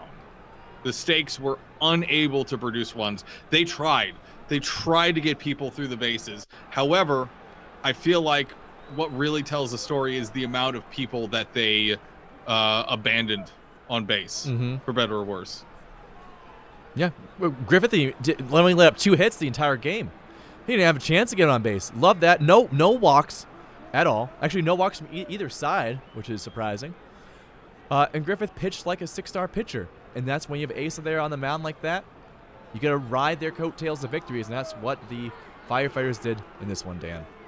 It really is. All right, shall we look at the next lineup? Please next do. matchup, rather? Yeah, looks great. Orville Manco pitching for the Stakes. Agan Harrison pitching for the Firefighters. Vegas think this one is also going to go in the Stakes way. Orville, okay pitcher. Agan Harrison, not good. And because it's not peanut weather, Agan Harrison doesn't have the chunky buff. It is going to be a Sun 2. Sun 2, baby. I feel the rays as Black Hole moseys on to do whatever they do next, to watch whatever Netflix show, because they could not be bothered. Sun 2 outshining, showing pride on all of us. If a team scores 10 runs, they will earn an extra win, Dan. This is a very dangerous position for the Firefighters, because even though they're up 1 in the series, if they go for greed and their hubris does not pay off, suddenly the Stakes could get 2 wins in this game and win the series overall, because it is the first to 3 wins. It doesn't matter how you get them. So if the Firefighters go for hubris, suddenly this could turn into the Stakes winning game, like series winning game. Yeah, very dangerous. We don't know what could happen here. Could be done. Firefighters knocking on their 2nd championship. Stakes, if it goes their way, they could loop and win it themselves. So anything's possible, Dan. On the other side of things, if the Stakes do loop but aren't able to make up the difference afterwards, suddenly the Firefighters win the series 3-2. Yeah, so a lot of crazy things. Gotta keep an eye on the score. We had something similar happen between the Worms and the Firefighters? Is that who it was? No, Stakes. I don't know. It's been so long. I've done so much baseball recently. There was a game 4. One team was up 2-1, and then there was 2 loops, and then each team had 3 wins as well. No, was that last night? I don't know. Worms versus Spies. Thank you, Chad. I've lost my mind, Dan. Yeah, I can't help you there. Yeah, Chad did. Thank you, chat support. It was Worms versus Spies, so that was in round 2 of the playoffs. Of course, the Worms Spies not around anymore, but that was game 4. Spies were up 2 wins to 1, and then the Worms were able the Spies loop, so they earned their 3 wins. So basically, oh great, we won the series. But then the Worms loop, bringing them to 2 wins, and then they ended up winning the game by 1 run of a final score of 1-0 to force a game 5 at 3 wins apiece for each team. It was also 1 a.m. Waking up to read through all of that this morning, I did feel a little dumbstruck. Like, what was going on last night? What has happened here? There was a lot. Ready and Ready, thank you for the gift sub to Talik. We appreciate all support. We reinvest into the channel because we believe in making this one heck of a party and supporting our local artists and celebrating the folks in our community that make it wonderful. So thank you so much for your contributions. Conan! Hi, Conan! Say hello. Hello, Conan. That'd be amazing if Conan was like, hello. Conan usually doesn't say anything while I'm holding him. Bonjour. I feel like he's just grumpy. Grumpy cat. It's hard being a cat. Oh, he just wants. It's a challenge. Yeah, he just wants shoulder hugs. Oh, Conan. Oh, you want to go? You can go. Okay, bye, Conan. Oh, Conan's like, ooh, I'd like to up here. Yeah. You did this to yourself, Dan. Yeah, I did. Great cat, good vibes. Right, you are, Mezzo Patricia. Conan's like, ooh, I'm going to survey my kingdom. I see some stuff on the floor. I might get that later. Oh, what's this over here? Oh, hello, Dan. I love you. Hi. I'm comfortable. You're very comfortable. What are you doing? I like your shoe coat. The elbow pads, the shoulder pads are very comfortable. I sleep here now. Thank you. Oh, stop moving. Okay, I don't like this anymore. You move too much. You ruined my sleep. Okay, goodbye. There we go. I love you, Dad. That was actual audio from. Yes, it was from Dan's booth. That was real. That was true audio. Real sports commentators should be more like this. We are real sports commentators. How dare you, chat? How dare Probably. you? Louis XYZ #1. Bah. We're right here. We can read what you say. Non-L sports commentators need more cats. That's also true. I think we need more cats in our lives. I'll imagine like during like a national sports broadcast, like someone's like cat just jumps onto your lap, or like taking your cat off to the booth, like a big old like Maine Coon that just follows with you and just chill with in public, just sleeping with you. Just wants to hang out. That'd be very cute. Yeah. Okay, Joey. Yeah, what's up, Dan? Let's go ahead and get our links out here and then take a timeout. That sounds great. Because I have to deal with discourse. Oh, discourse. Uh-oh. What does that mean? So Are you posting? My article I just posted. Yeah. My article just posted. I timed it up. So 34 seconds ago, I see it right there. yeah. So if you all want to go over to my Twitter, twitter.com/Lido, I just posted a pretty decently long article on burnout and how it's affected the community of Blaseball. And I reference a lot of Yellowstone stuff in it because what Yellowstone just went through, not good. Not good. Well, read that. Yeah, I haven't had a chance to read it. So, again, the Sports Hub does not endorse any views there. These are Dan's own words. But I'm sure they're well articulated and puts a great perspective and view on the current state of Blaseball. I will also put the caveat that this is not an invitation for anyone to, point fingers at any one person, team, or specific thing. This is the hopes that we can have a healthy conversation about all this. Sure. Love a good conversation. That, discourse isn't always a bad thing. And that we can do it in a healthy way. So, hopefully. A hard medium, Twitter, not known for its healthy discourse. So, hopefully it sparks some good conversations around the Discords and around group chats and the chat rooms. So, everyone, please be kind. Please be kind. Blaseball is a game, so please be kind. And that's what makes our community great, is we're full of kind people. So keep it that way. I love it too much. There you go. That's my hot take on not knowing what's happening.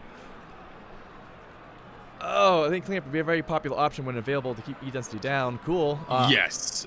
Love that. And I would strongly encourage all teams to take a look at cleanup and the effects of everything from foul balls to flooding in your stadiums. Mm-hmm. Yeah, good. Sometimes you gotta clean. Sometimes you gotta take some time to take care of your own house. And with that, folks, I put my Twitter in the chat as well. Feel free to check us out, follow us, make our numbers go up. We post all of our silly things and when we go live and all, because we do so much here on the Sports Hub. If you're not done so already, please hit follow. It'll make a thing pop up here. I'll go, boy, because it's very exciting to see people follow this channel. We have a huge schedule, so instead of memorizing it, just hit follow, and we'll let you know when we go live. That just makes sense, Dan. Just makes sense. Oh, stat from Dacilo Davi. Current filthiest stadium? Yellowstone. Yep. Yep. The Oh No Blood has an unfortunate side effect of putting a lot of foul balls in our stadium. Oh, does foul balls result into dirtiness? Foul balls and flooding both contribute to filthiness, yeah. It makes sense. A foul ball. I didn't realize how actually very funny that is. I'll give a comedy point to the game ban for that one. That's pretty good. It's pretty good. It's pretty good. Had no idea. It's like an Easter egg. How dirty could they be? Oh, it's pretty dirty. It's pretty dirty. Pretty uncomfortable. No, the Chorby shortening definitely affected filthiness. Interesting. It was pre-shark. It was not. Filthiness was being tracked at that point, from what I understand. Because filthiness came out right when ballparks came out, and they've been here all along. So, well, fun thing to take apart, because it's one thing about Blaseball is always trying to figure out how things work under the hood. We'll see what happens in the future and how that shakes out. But anyways, folks, we'll take a little bit of an intermission. The commish is doing a good job. And folks, we will see you soon. So I'd say don't go nowhere, but you should go somewhere. You should go to the bathroom. You should go get some water. Go take care of yourself. Go for a walk. Lie down. Take a stretch. Treat yourself nice, because you deserve to feel great. So, Dan, thank you again for the lovely play-by-play. Chat, everyone say thank you, Dan, for the lovely play-by-play. Verbatim, please, if you can, chat. Oh, if you did enjoy the play-by-play. Oh, good plug. As well as everything else that I do across the board. I didn't plug this last time. Including for BNN, including for Yellowstone, including for Blaseball across the board. Or maybe you like my game content. Twitch, YouTube, and Glamesh. you can always hit up my Ko-fi, kofi.com/broadcastdan. Boom. I do appreciate it. In the chat over there. Also, it's nice. In your pinned tweet, you have all your links there. So just, if you follow Dan, go to his profile. This is all there for your clicking pleasure. Anyways, thank you, Dan. Thank you, chat. We'll be back for Game 4. It's an elimination game. Each team could be eliminated because we have Sun 2 shining. So tell your friends. Post in your stake discords. Post in your Firefighters discord. Get them in here. Go to the last game of the season. Let's make it a heck of a one. We'll see you in a little bit. Enjoy yourself. Enjoy your break. Bye. Bye.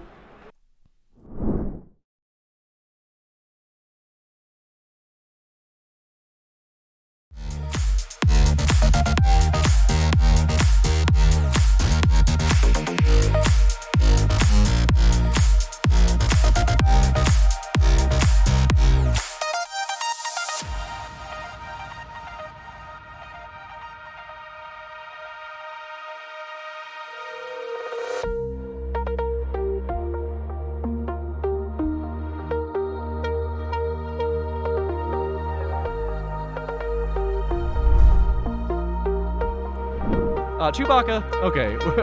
What last game of season rude? I'm saying that there's Sun 2 right here. That there's an option that the stakes could loop and win it themselves. Each team could be eliminated. So this could be the final game of the season. I'm just saying. That's Blaseball, baby. So there's a lot. The fact is, there's so many opportunities for this specific game to be the last game here. With Sun 2 happening, not only do the Firefighters have a chance to win this, the stakes have a chance to win the series in this game as well. Yeah, Harrison's not a good pitcher. The stakes could lose here and win the Firefighters and then win the Intermission series. Very possible. All right. Break for real. Bye, everyone. Love you.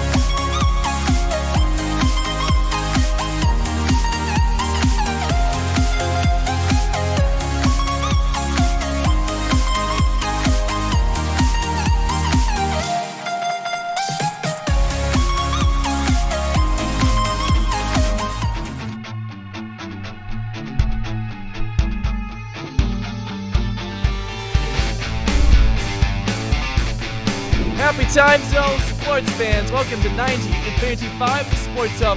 My name is Joey T. Badger, your voice of the Blaseball playoffs. Here with Mr. Dan Hahn in the booth, the voice of the Yellowstone Magic, here to bring you possibly the last game of Season 16. Dan, we got a great matchup here between the Dallas Stakes and the Chicago Firefighters. Firefighters up 2-1, but it could be anyone's game and anyone's series with Sun 2. With this game especially, it could be anyone's series. Sun 2 shenanigans could easily hand the win to the Firefighters, whether a loop happens or not. The Stakes do have an opportunity, though, to not just take this game, but take the series here if a Sun 2 loop does happen. Should be as anyone's game. Not the best pitchers on the mound. Manko, 3.2 star pitcher. Agan Harrison, a 2.4 star pitcher. So it could be a high scoring game. We're in the Firehouse, so a higher fortification. So not that many home runs. Mississippi's pretty low, but overall, pretty average ballpark, Dan. Sure.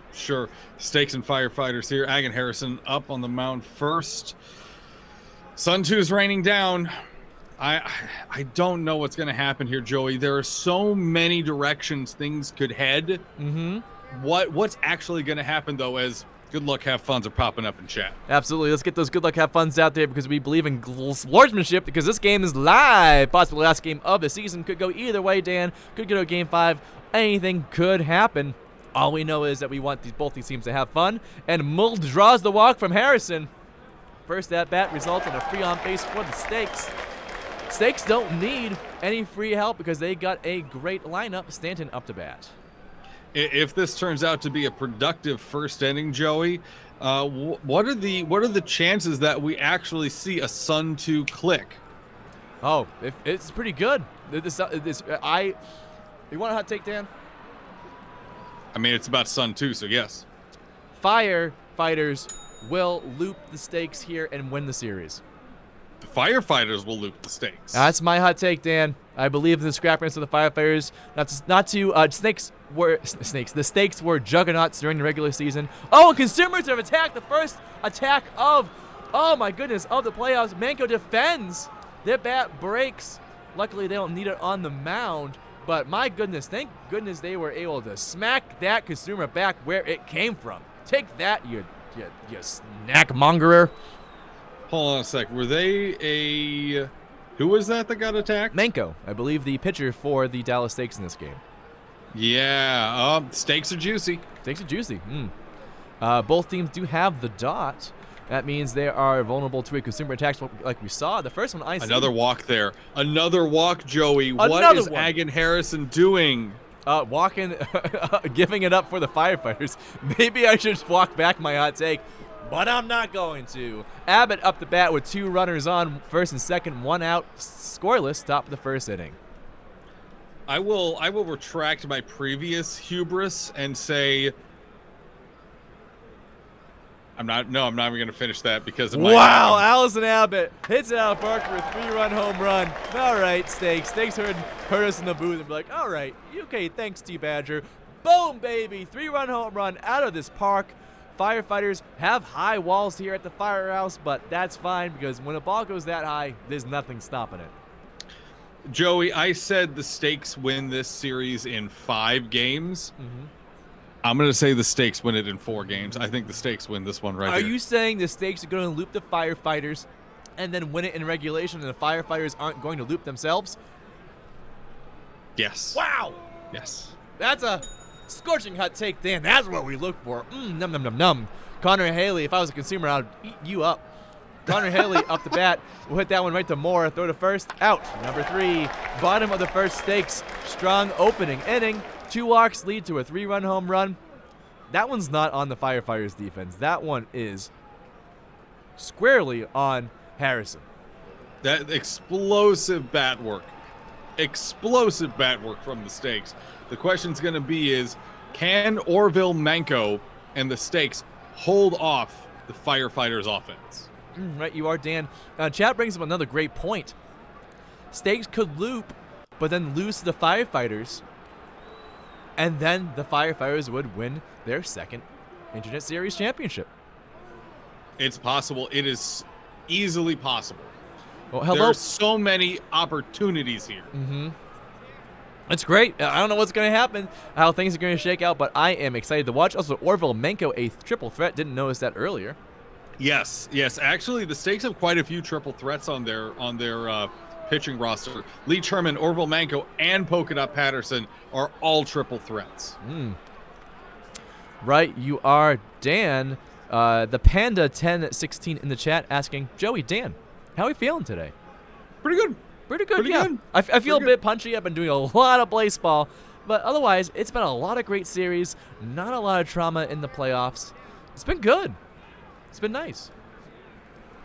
You see, now that you've said not a lot of trauma in the playoffs, why'd you have to say that, Joey? Well, when we saw a shark attack, the first one I've seen all playoffs, got beaten away by a bat, so that's great. Hope they learn their lesson and keep their distance. Get out of here, you consumer. Get out of here. I don't think any consumer learns their lesson. Well, that's true. YOLO Man for real. Is Punchy good, bad, neutral? Neutral good. Punchy's good for the crowd. Yeah. They get a very silly sportscaster. Milled up the bat. 2 outs, no one on. Harrison not letting up any things here. 3 up, 3 down.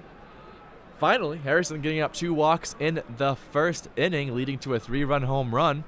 Orville Manco takes the mound, bottom of the second. Baby triumphant up the bat for the Firefighters. At this point, it's going to be a question of how effective can Orville Manco be on the mound versus these explosive Firefighters bats. And second question, can the Stakes continue this offense? Because that setup with the home run to send 3 runs in, that took a lot of time and effort to make sure it was set up properly with the proper use of opportunities as well. So we'll see if the Stakes can continue that or if the Firefighters will also start putting runs on the board. Right, you are Dan. And again, Agate Harrison just gifting him 2 walks. Sox maybe will down right to Green Lemon for out number 2. And Justice Spoon, just like that, shortened the Stakes lead to just 2 runs, hitting it out of the park, right into the stands. Looks like that kid was getting to take home a beautiful trophy of this game and this series. What a nice memento. Firefighters on the board, 1, Stakes 3. Now, Joey, one thing that I'm going to be very curious about is with the Firefighters, they have that very heavily loaded very first part of their lineup. Wesley Poole through Baby Triumphant, as well as Peanutty Old Duffy and Wanda Shen at the bottom of the lineup that then loops back through the top. That is where a lot of their bat production is going to be. Can they use that section to get runs on the board versus the Stakes here? That's a question that only Orville Manco can answer. So we'll see that in the bottom of the third, top of the third. We are now Harrison. The question with Harrison is, are they going to let the floodgates open again? The story of 2 Harrisons.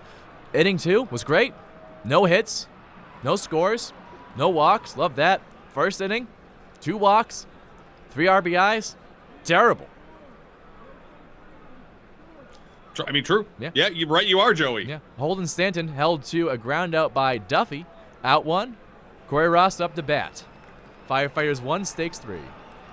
They're going 1-2-3 against Agate Harrison right here. Yep, they're just breaking against the Harrison. That's a sign of a great pitcher. You know, Harrison not the best on paper, but able to take inning 1, bunch of mistakes all in a row, not letting this game run away from them.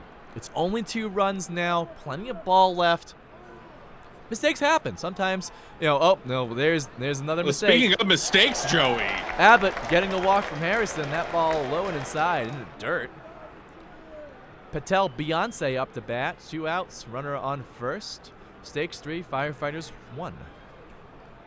The situation as it is, Joey, is which team is going to activate Sun 2? Oh, gosh. Oh, Abbott stealing second base with 3 balls in the count. Uh-oh. And then Beyonce draws the walk. Didn't need to risk stealing there.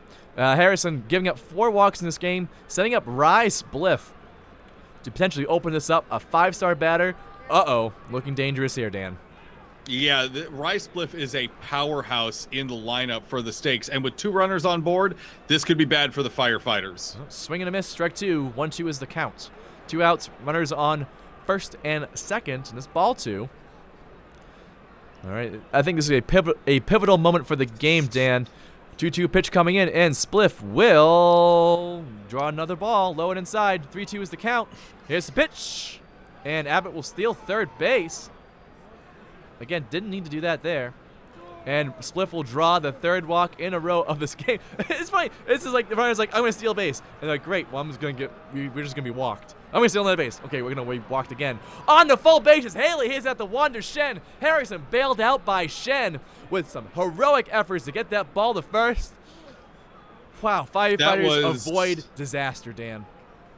I don't know if that was incredible management on the part of Agan Harrison or sheer luck. Because honestly, walking the Stakes hitter there just to bring up a much lower star batter was the best outcome of that at-bat. And then the instant ground out to shut it down. Yeah, I'm not sure if they're playing calculus or just pulled something out of their keister. I believe it might be a keister scenario. If hey folks, I needed a bit of a break back to check in with all y'all. So thanks for being here, Biff, and thanks for listening to your body taking a break. That's great. Love seeing that. Boop, boop, boop, boop. Top of the 4th, Harrison back on the mound. Whoa, okay, that was quick. 1-2-3 Stakes, able to shut down the Firefighters there. Yeah. Oh, Green Lemon starting it off early. First pitch from Harrison. That ball is gone. Stakes Crushed 4, it. Firefighters 1.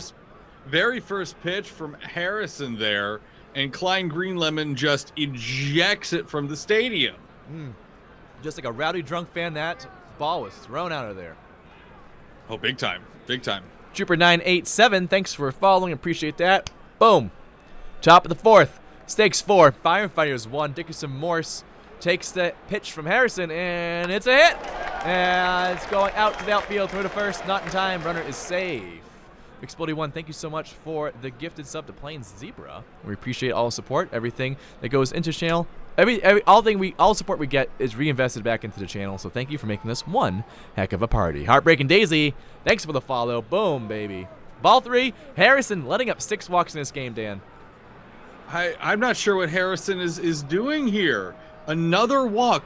Runners on first and second. That brings up Holden Stanton for the Stakes. Not one of the better batters, but oh gosh. Runners on first and second. Stanton grounds out to Samuel Mora. Advances the runners. Runners thrown out at first base for out number 1. Corey Ross up to bat.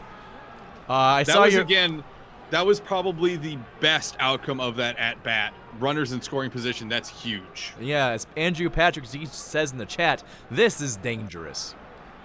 Yes. Tips a foul, strike 2, and Ross gets the hit, sends it to Baby Triumphant. Throw to first is in time. Dickerson will advance on the sacrifice. Stakes 5, Firefighters 1. Harrison's playing with fire. They're a firefighter. They should know the dangers of doing that. And there it is. Abbott, deep left field, off the wall. Mild can just waltz on home for another RBI, and Abbott is safe at third. Uh-oh, Dan. That Sun 2, you can feel that Sun 2. It's getting hotter in the stadium. That Sun 2 is revving right now. It knows it's only the top of the 4th. Yeah. The Stakes have 6 runs on the board. Yep. That Sun 2 could activate at any minute. It's very dangerous. Finch third in the chat. If the Stakes trigger Sun 2, I will weep. It's probably going to happen. Get your tissues ready. Stakes could clinch in this game. It's very true. I have a feeling it's going to come down to it, Dan. I feel like the Stakes loop is inevitable. Bottom of the 4th, finally getting Harrison off the mound. Oh my goodness. I know that Manko hasn't had a chance to pitch this inning, but currently Harrison with 50 more pitches than Manko.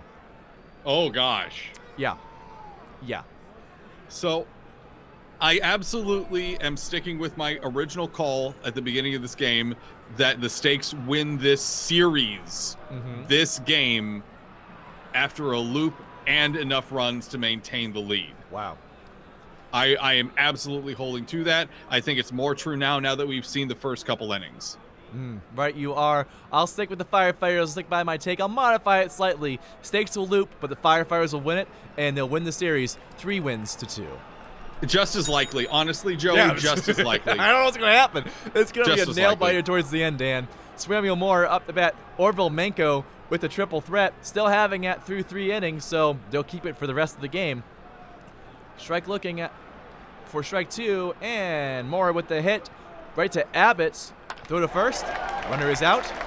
We're through 4 innings, Dan. Stakes 6-1 up over the Firefighters. This is Game 4 of the Season 16 Internet Series. My name is Joey T. Badger, your voice of the Blaseball Playoffs, here with Mr. Dan Hahn in the booth, voice of the Yellowstone Magic. Damn.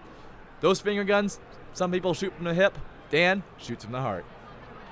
Joey, this has really been a tale of how these different pitchers function, specifically with how much deeper the stakes have been taking Agan Harrison in the pitch count. You just mentioned it a few minutes ago. Agan Harrison has thrown so many more pitches than the stakes pitcher. The fact is, the more pitches you have to throw, the more opportunities you're generating for your opponent.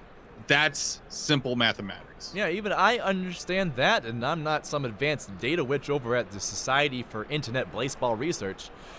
And there is ball 3. Oh, on the 3-0 pitch, Lemon will get on base the old-fashioned way by hitting the ball. How novel. Harrison now with 6 hits and 6 walks for 6 runs. Joey, all I have to say is Thursday, what a concept. What? What? What? What? What? Oh, hey, we're going to the bottom of the 5th, Joey. Bottom of the 5th, Chicago yay! Firefighters are up to bat again versus Orville Menko for the stakes. Oh, I'm sure I missed something there. Chat with what? Thursday's a good day. I am a meme necromancer at this point. I have learned from my teammates on Twitch. Plain Zebra saying, surely you mean Friday. Drake and Blossom, Thursday, what a concept. Maybe Russian Dall? Somebody gets it! Who was it? Who was it? Drake and Blossom. Oh, they just repeated what you said. Close enough. I don't care. We got you, Dan, says Yellow Man for real. Is it involve Russian Doll? What's that mean? That might have been the movie. Oh, that might have been the name of the movie. You don't even know what your reference is from? Oh, I have no idea. I just know the meme. Oh, fair enough. Joey's quarantine binge watch evidently haven't got to What's Russian Doll. That I watched. Oh. You just know it from the fucking Twitter meme. Hey, that's the only reason I know it. Language cat, language cat. Oh, you're getting languaged. You're getting languaged. I'm not out of here. Yeah, you are. Thank you, Cats, in the chat. Yeah, thanks, cat. Wow. Try and stay classy here, Cat's dropping bombs. Top of the 6th, Harrison on the mound, letting up a runner on second, Corey Ross. Oh, Harrison with some awareness. Mild gets caught stealing third base. Boo. Corey Ross up the bat. 3 balls, 1 strike. Let's see if Harrison will give up another walk. Oh, swinging there for strike 2. Could have been a ball. Full count. Full count. That's a full count. Tips it foul. Stayed alive. 3-2. Oh, no. Oh, no. 3-2 pitch. Am I a little bit behind you? Oh, ground out, and that will do it. No, I was just referencing Go No Blood because here's the thing: as a Yellowstone fan, whenever we see foul balls, it just gets our blood pumping just a little bit, gets us excited. I guess. Bottom of the 6th, Johnson first up, grounds that one to Stanton for out number 1. Menko up the bat. No unruns this game so far. Gita Spiro. Hey, Joey. What's up? What award do you give a firefighter? I don't know, like money? Most extinguished. Toast Guerta, how dare you?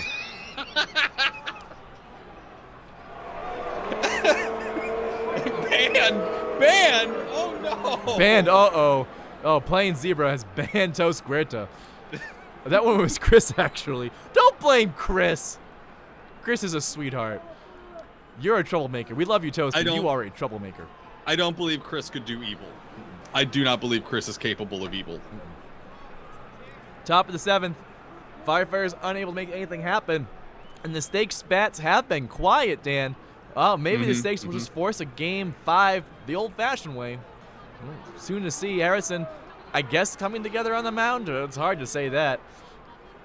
Allison Abbott, first to bat for the stakes. 6-1 is the score in favor of Dallas.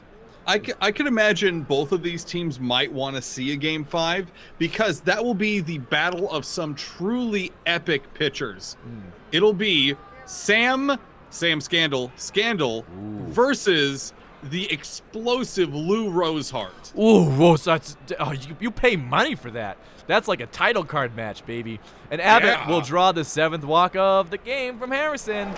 Another free on base. Patel Beyonce up to bat, no outs. Stakes up by 5, but Sun 2 is heating up. Oregon Beast there in chat also picking up on what might actually happen here. Lou Rosehart versus Sam Scandal finisher for this final would be truly epic. Yeah, it would cap a very interesting, very tight season, very entertaining postseason of Blaseball. So anything's possible. Either it's going to end in maximum Blaseball fashion, or we're going to have a great old-fashioned shootout on the mounds. Oh, very much so. If Biff, come on, leave the Firefighters out of the puns. They clearly had a burning passion to join the team. Congratulations, If Biff, you have lost the comedy point. Oh. Harsh but fair here on the Sports Hub. Oh, right, Spliff! Spliffs that one apart. That ball's going. Dan, it is gone. 2-run home run. Again, a free on base leads to multiple scores on that dinger. Stakes 8, Firefighters 1. Woo's getting hot in here. The sun is getting bright. They want it. The sun wants to open up. The sun too really wants to open up here. Get put on the shades because it's getting bright out here in the booth. Top to 7th, Connor Haley up to bat, hits it foul for strike 2. 1 out, no one on. Stakes 8, Firefighters 1. If you're the Firefighters right now, you're really biting your nails. Oh, Connor Haley, dinger of their own. That one will join Haley's comet because that's out of this world. Stakes 9, Firefighters 1. Stakes are knocking on the door of a Sun 2 win. Oh boy, Dan, it's gonna happen. It might happen. Someone in the chat saying they're gonna cry if the stakes loop. Well, hopefully you took our advice and got your tissues. Green Lemon will strike out looking. Wow, Harrison getting a strikeout. That's their 3rd of the game. Surprising. So, as it stands, if you're the Firefighters, you're very nervous about your lack of runs. The fact is that you're giving the stakes near maximum opportunity to do the loop and still maintain a win in this game. Right, you are, Dan. Oh, Morse will ground out to Wander Shen. And that'll do it for the 7th inning. At the top of it, bottom of 7th. The stakes sometimes the stretch is bask in the warmth of sun number 2. Oh, yeah, it's time. It's time. Actually, earlier, during game 1, I did some yoga. Oh, boy, chat. My body was so happy with me after I did that. So, highly recommend yoga. Jaeger? I recommend yoga with Adrian over on YouTube, a free channel. We have no affiliation. Just Adrian does a really good job. Has a very cute. Oh, Kazoo's attack Rise Spliff. I spoke too soon. Spliff. Oh no. Getting chomped in this game. Didn't have a bat to defend themselves. Poor Spliff. Hate to see that if you're a Blaseball fan like we all are. They lost 3.1 stars on that bite and a little bit of their soul. Hate to see that. That's rough. Woof. All right. Well, that's chilling. Thanks, consumers. Bottom of the 7th. Consumers. Thanks, consumers. Poole strikes out looking. Manko able to sneak in a strikeout. It is there. Now that's our second consumer attack this game, right? It is true. It's the second one I've seen all of the playoffs, and it's all been happening in this game. It's not many more teams to bite, because folks, I guess, are safe in party time together with good vibes, good music, and good brunch. They're sticking together and staving off any attacks. Again, Harrison trying to make sure the Stakes don't have the opportunity to loop here. The first out's already on the board here in the top of the 8th. Holden Stanton up now. The just attacked Holden Stanton. Oh, no, I'm sorry. Rice Spliff was Rice the one Spliff, attacked. My bad. Was Stanton? Someone was attacked earlier. It might have been Stanton who defended themselves with a bat. Ooh, speaking of bat, though, Holden Stanton's back just busted on that foul. Yep. That was a Harrison fastball down the middle, tried to beat him, but Stanton got a piece of it and broke their bat in 2 pieces. And there it is, another walk. That is Harrison's 8th walk of the game. Corey Ross up to bat, 1 out, runner on first because of Harrison. Swinging there, strike 1. Stakes could loop here, Dan. Look out. It could be. Corey Ross is going to be swinging on it too. Corey Ross was 100% going to be swinging on it. Ball 2. Counts at 2-1. There's ball 3. Harrison, what are you doing? Oh, that Ross swing on that one, and that one it's a pop fly to left field. Duffy gets the grab. 2 outs. Runner on first base. Allison Abbott batting for the Stakes. Top of the 8th inning. Stakes 9, Firefighters 1. Crazy Sun 2 effects could happen. My heart's pounding, Dan. If you're the Firefighters right now, your hearts are just thumping because if your defense holds, the Stakes win the game. If your defense leaks just a tiny little bit, you win the game in the series. If your team leaks a lot, then you lose the series. Yeah. There's a lot of opportunities right now for the Stakes to win either the game or the series, and the Firefighters and their lack of run production in this game have removed that opportunity from them. And Harrison's lack of any control on this game, giving up 9 walks, runners on first and second because of those walks. Beyonce hits a foul for strike 2, 0-2. Pitch coming in from Harrison. Ball 1. 2 outs. Stakes up by 8 for now. And Beyonce with a little bit of a dinger do over to left field. A double. Stakes have loops. Sun 2 smiles. Sets a win upon the Stakes. Series tied at 2 wins apiece now. And the winner of this game will win the series, Dan. Tied up at 1 right now. Rice Spliff recently bit. Runner on second base, 2 outs. Here's the 1-2 pitch. Runner will steal third base. Patel Beyonce on third in scoring position. That's ball 3. 3-0's the count from Harrison. Just giving up walks left and right. Will they give up another one? The answer is... Nope! They'll give up a meatball there. Spliff recently bit, says, that's fine. I'm going to win it for my team. Hits a 2-run homer. Stakes up 3-1 over the Firefighters after looping around. Rocking Sun 2. Joey, I don't like to repeat myself. I think it's uncouth most of the time. However, in this situation, for the Firefighters now, the stakes are high. That's just accurate. Those are just facts, Dan. It's a pun, but it's also factual information that we need for this game. Klein Greenlemon up to bat. Runner on first. 2 outs. Greenlemon finally, Isaac Johnson, defense rising to the occasion there. Gets the out. Bottom of the 8th. Orville Manko back on the mound for the Stakes.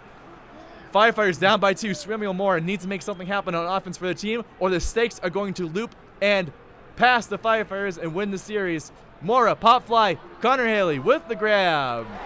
1 out. Joey, as it stands, the Firefighters have now 5 outs to get 2 runs. Saying that normally, like, the Firefighters have 5 outs to get 2 runs, you'd think, yeah, they can, no problem. They are struggling to get past Orville Manko right now. Yeah, Orville. They cannot. Lockdown, triumphant, thrown at second base on the hit from Stocks, maybe on first. Justice Spoon up to bat. Firefighters down by 2. Spoon gets a hit. Advances it's a game, the runners. Joey. It's a game. It's sure a game, is. Joey. Isaac Johnson up to bat. Isaac Johnson, 3.3 star batter. Takes ball 1, low and inside from Manko. Needs to make some offense happen here. Swing and a miss. Strike 1. Firefighters down by 2. Season's on the line. Johnson gets a hit of it. Abbott, heroic effort. Controls it. Throws it to first. Out 3. Inning 8's now an outing. Top of the 9th. Not much more game left. Stakes up by 2.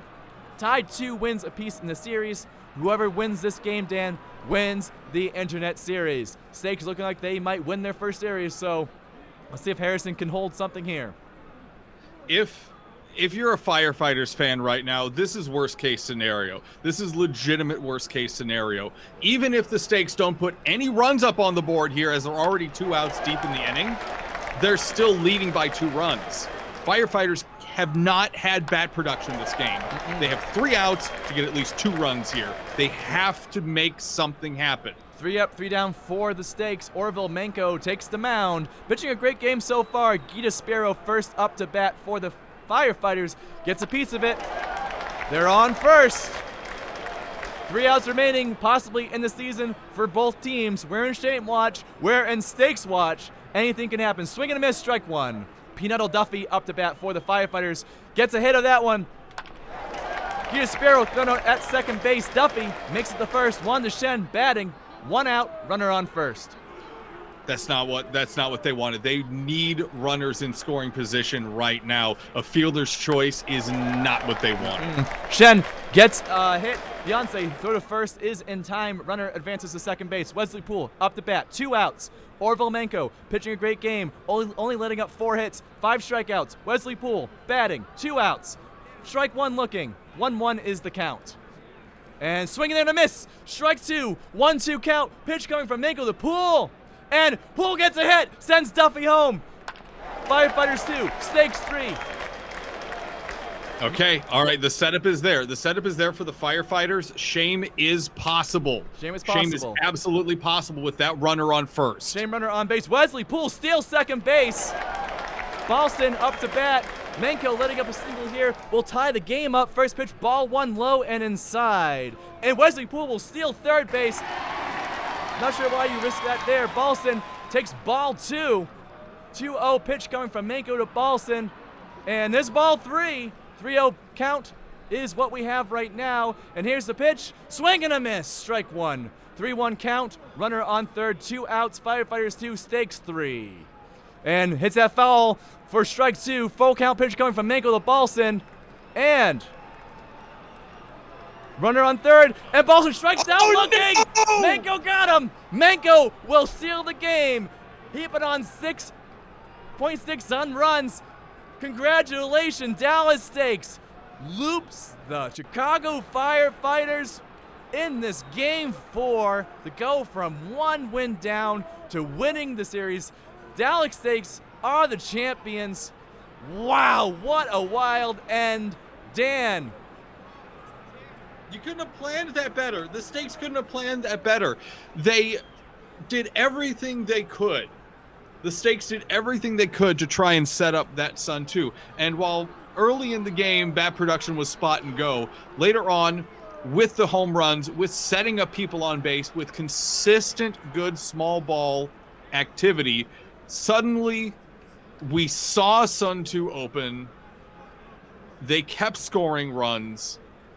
And in the end, even though the Firefighters put up every possible opportunity, they really exploited every possible opportunity, leaving some people on base, unable to get bat production against a stellar Stakes pitcher there. The Stakes have earned it. Stakes have earned it. Lights out. Stakes were your #1 team in the regular season, able to sweep their way into this internet series and win it here in stunning fashion against the Chicago Firefighters. Dan, here's some stats about the pitching in this game. Harrison had twice the amount of pitches as Menko. Harrison, 162 to 81. Are you kidding me? 162 pitching to 81 pitches. Harrison to Menko. Harrison letting up 12 hits and 9 walks for 13 RBIs. Menko only letting up 5 hits, no walks, getting 6 strikeouts. Menko won an MVP of this game. You know, the Dallas Stakes took advantage of all the Harrison mistakes. That's on Harrison. The Dallas Stakes are good batters, but all around, you know, you have Abbott with 4 RBIs, Beyonce with 2 RBIs, Spliff with 4 RBIs, Ross, Haley, Greenlemon, 1 RBI each. Everyone getting hits in this game except for Stanton.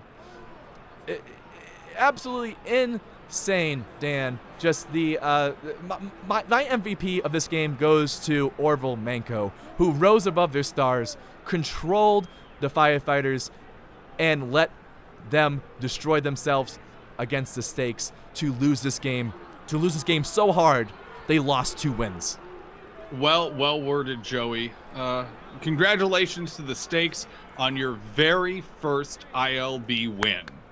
What a great one. Very first championship for the Stakes, and done in an extremely dramatic manner. Almost, I would say Breckenridge-esque. Yeah, it was just what a way to end. Absolutely stunning way. I was on the edge of my seat. My heart was absolutely pounding. What is my heart rate now? What does my Fitbit tell me? Oh, it's up there around 80. Appreciate Soup God. Thank you so much for the gifts. Really appreciate that. There's so many puns flying in the chat. How dare you, chat? How dare you? A Brackenridge-esque. Chat loves that one. Good job, Dan. No, they don't. Finch third following. Thank you for the follow. Boom. What a great game. What a way to end the season. Dallas Stakes absolutely winning this one so hard in pure Blaseballian fashion. And you know what? A very good point has been brought up in chat. The Firefighters were ranked very low. Yeah. This season. They were admittedly ranked very low. So the fact that they were able to get to the finals, put a decent competition into it, and really threaten the Dallas Stakes to the point where the series could have gone either direction, good on them. Good on the Firefighters. Good on the Firefighters. Toad Square just saying, I think Hunter and Chris really want to come in the booth and tear apart my and BNN's power rankings. That's something you want to do, Dan? I will pass. Fair enough. That sounds stressful. I love those two. I need to rest. I need to listen to my body here at this point. Fair enough. I'm actually going to broadcast until 8 because our friends are doing a show at 8, so I will raid to them. So feel free to hang around, Dan. If you need to go, please feel free to go. You did such a wonderful job. I'm going to go ahead and step away. All right. Before you do, Dan, could you please take this time to plug all your stuff? And I guess Toast, and Hunter, why don't you come on in about 5-10 minutes? I'll send you the link to the chat. But right now, we all in the chat. Let's say thank you, Dan, so much for your excellent commentary during this game. Verbatim, please, because Dan did such a great job and helped the series come alive. So from my heart, Dan, thank you very much.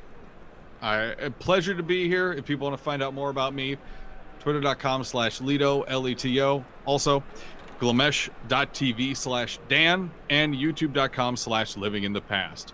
Those are many of the places where I make content or provide services. Also, please join BNN, the Bean, if you will. Bean Cord. The Bean Cord. We have a lot of wonderful services and more shows that are spinning up over there. So make sure you are paying attention to Blaseball News Network. And also a big thank you, not just to Sibber for the work that they do with Tome and with everything else, but thank you to the Wiki team. Today, Steven announced that he was going to be stepping down from the Wiki team. So I'm going to take this time to say thank you to Steven for all the hard work they've done for the community. Let's see some we lowercase. really appreciate it. Let's see some lowercase O's and 7 in the chat for Steven. Absolutely heck of a job leading that team so we can chronicle all the happenings in Blaseball, because Blaseball is a lot. So thank you for your leadership. You earned a rest, and the crowd's going wild for Steven. Of course, not Steven Bell of the Game Band. But Steven. What? What? What? I'm just clarifying. It was not Steven Bell of the Game Band stepping down. No. No. Yes. I'm just clarifying. Like, if I was a fan, like, only Steven I know might be Steven Bell. Fair enough. That's all I got. That's all I got. That was great. Appreciate that. Again, we put, well, there's been so many salutes because of my own devise. Let me put your Twitter back into the chat, Dan. That has everything, all the links to your Glamesh, to your YouTube, to your Twitch, to your Discord, to your Ko-fi, to your voiceover commissions. You can get this velvety personification of a voice here for your own stuff. Hello, ladies. There it is right there. Quality stuff. Get your voicemails. Get your stuff. Pay this man for his good work. I will say I am sorry we didn't get to see Sam Scandal versus that Lou would've been Rosehart. That would have been such a good game as the final game in the series. I mean, it for better or worse though, congratulations to not just the Stakes for winning, but for the Firefighters for showing us that, you know what? They can do it too. Yeah, Firefighters were right in the mix. They could have won this one. Just not enough. Could have been anyone's game. Anyone could have won that game. Someone in the last game was like, "Oh, why are Huber saying it's the last game of the season?" And I assume they were the Dallas fans. Well, Dallas just won, baby. Boom, boom. Sometimes this T Badger's correct. Lacavian with a good point in the chat, Dan. Let's grow. Don't forget to vote. Yeah, please do vote so we can see what happens next in our game. A lot of interesting choices there in the election, so please do so. Dan, thank you so much for being here. Really appreciate it. Take some rest. You earned it. This is like your second cast of the day. So go take care of yourself. You know what, Joey? That's exactly what I'm going to do. People can catch me on the Twitter machine, but I'm out of here. Have a good hello and good day, and now goodbye and good day, everyone. Dan, thank you so much. Cheers. I need to go welcome other troublemakers into the booth so they can make fun of me. All right. Bye, Dan. Bye. Uh-oh.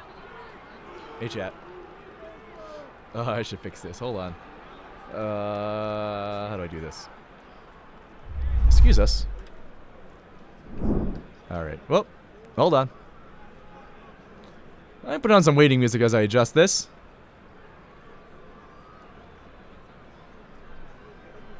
Don't fix it? All right. I won't fix it.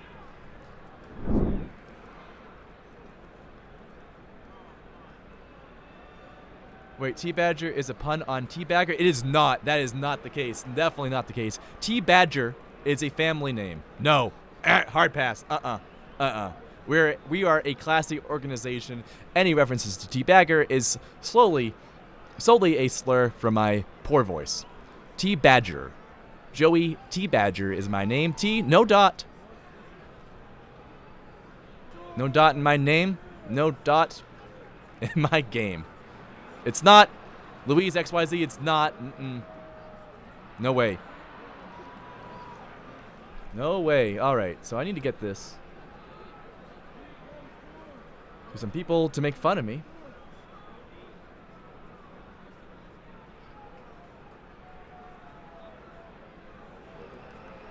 Chat, let us know what your favorite moment of the playoffs was that wasn't this last game, because that's one is an easy one. T as an MBTA, I will not say Ike Blue, but that's a much better one. Oh, Joey, T-Badger, yes.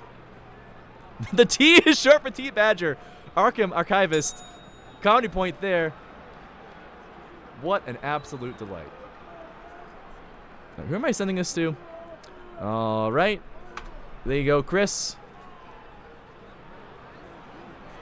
It has been sent.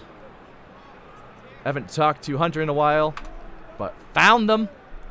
Invites are out. Joey, the Sports Hub Badger. That's very cute. Plain Zebra, you get also a comedy point. Over here in England, we call him T-Badger. Okay, as long as it's not T-Bagger. I live in Boston, so it just makes sense. Something's about the Harbor Tea and whatnot. What if it was Joey E.T. Badger? I am not an alien. I'm not a Cylon. I am not an alien. All right, friends. The invite is out. Come on in. As we do that, oh, there they are. And right now we have Hunter Chadsworth III from the Hartford Pass. Hello and welcome back to the Sports Hub. Your retirement was quick, and we're so happy you're here.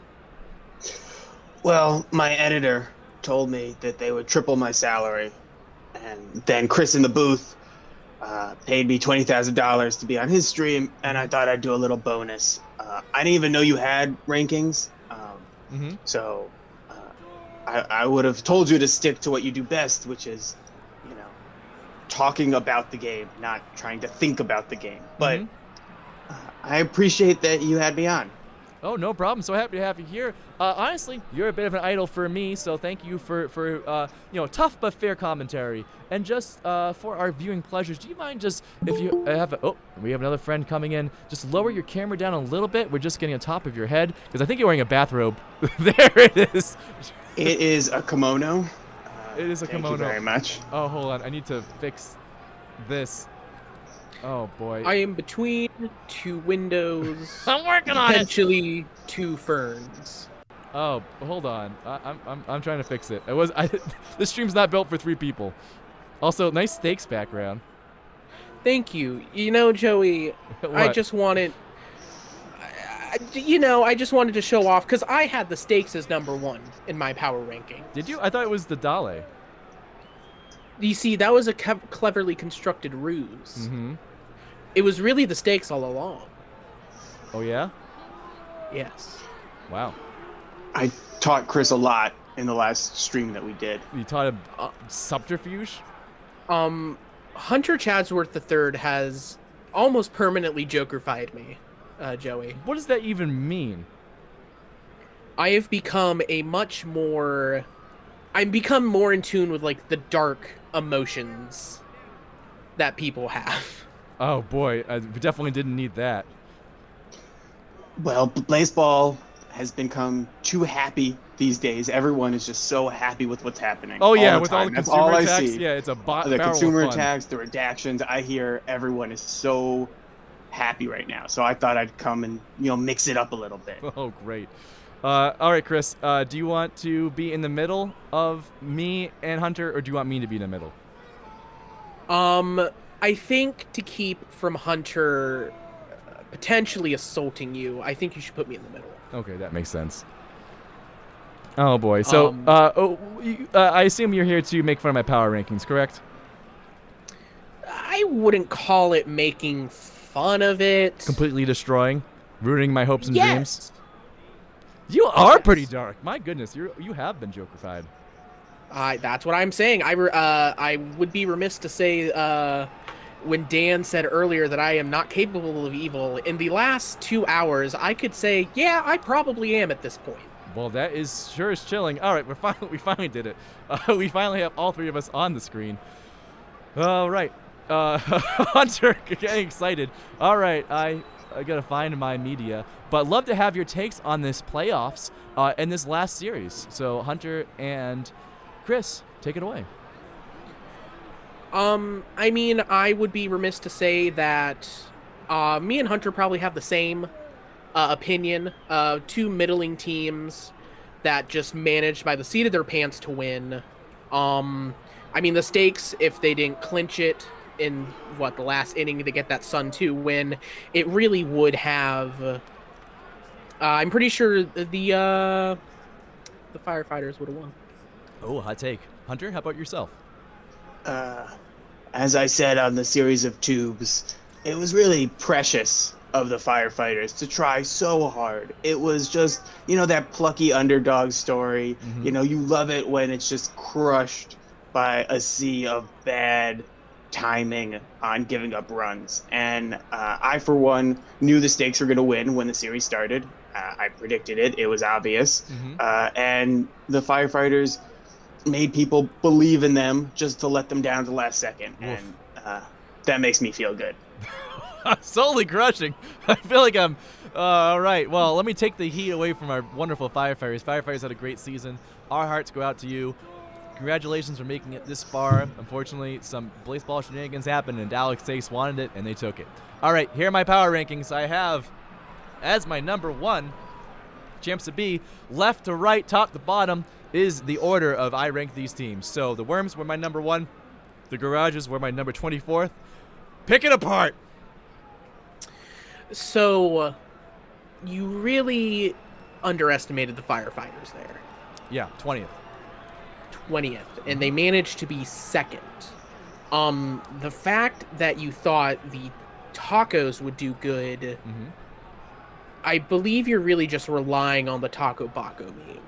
Taco Wow. Okay, this is going to be a roast. I'm here for it. Well, the Tacos did a great job. They made it to the playoffs. They're the number 2 seed, I believe. So Tacos really did a great job.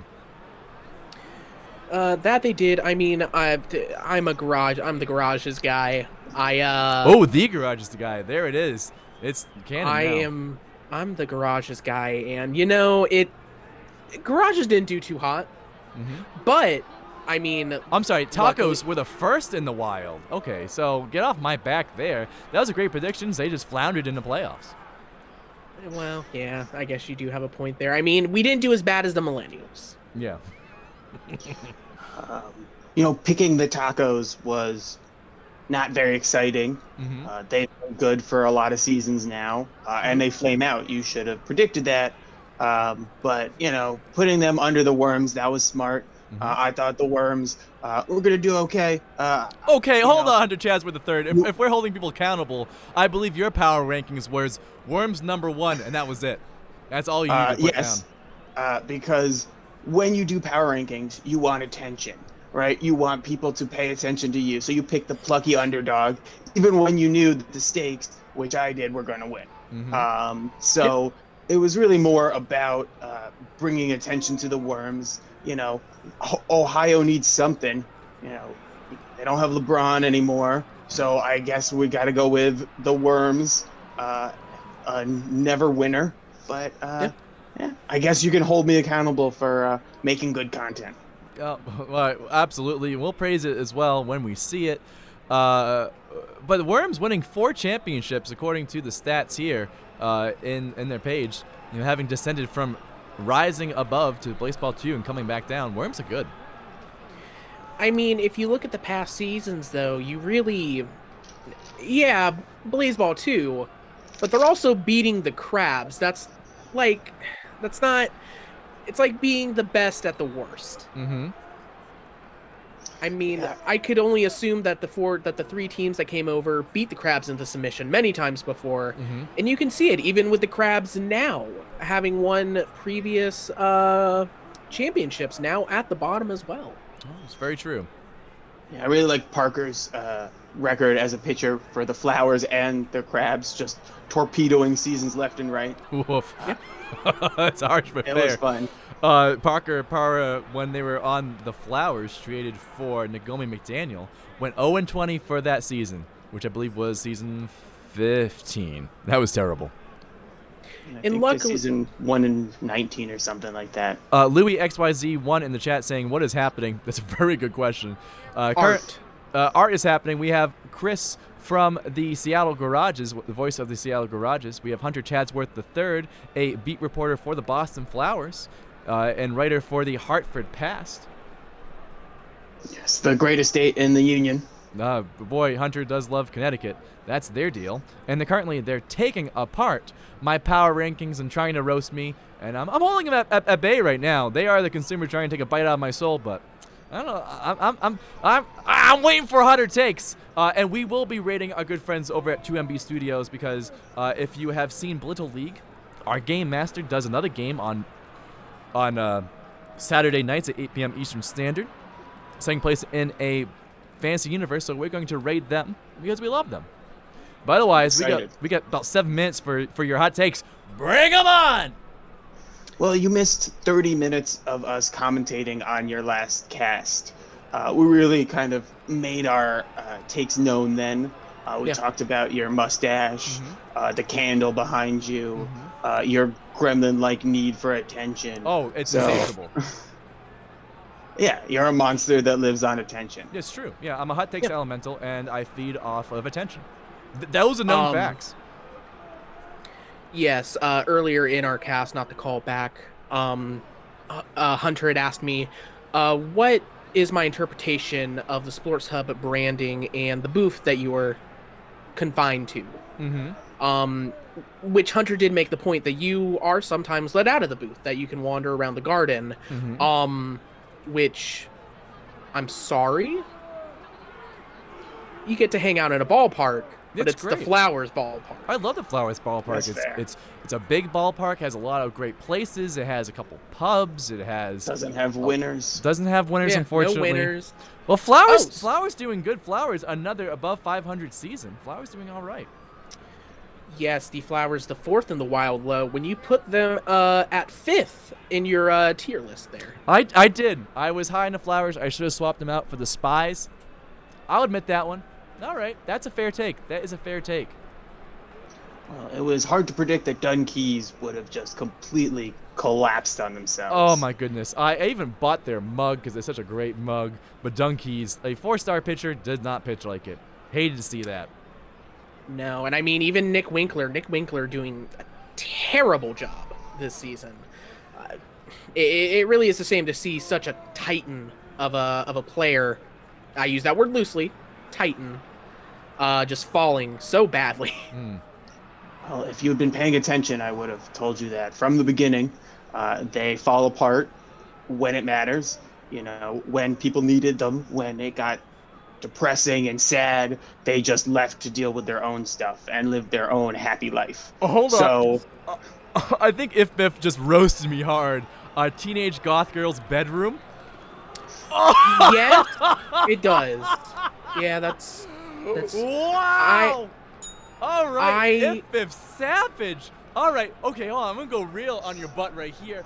This window came from my theater that lost its place of theaterness because of the pandemic, and the only remaining part of the stage is this window and flat that cut out. So thanks for that, If Biff.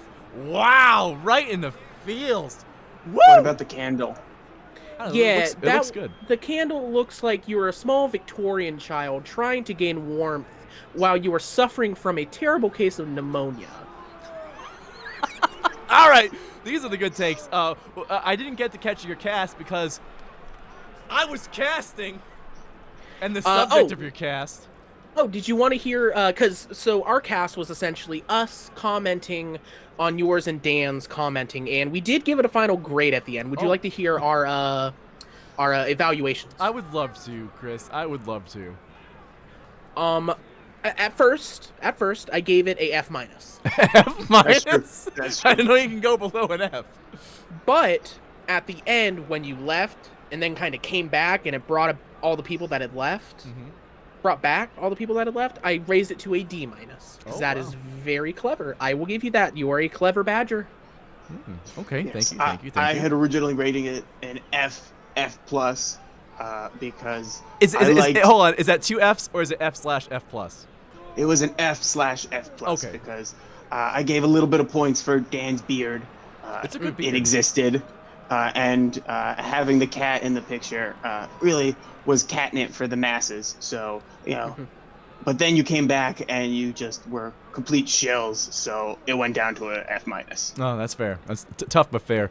I really want to know your highlights because I'm sure my mustache was a big part of that evaluation.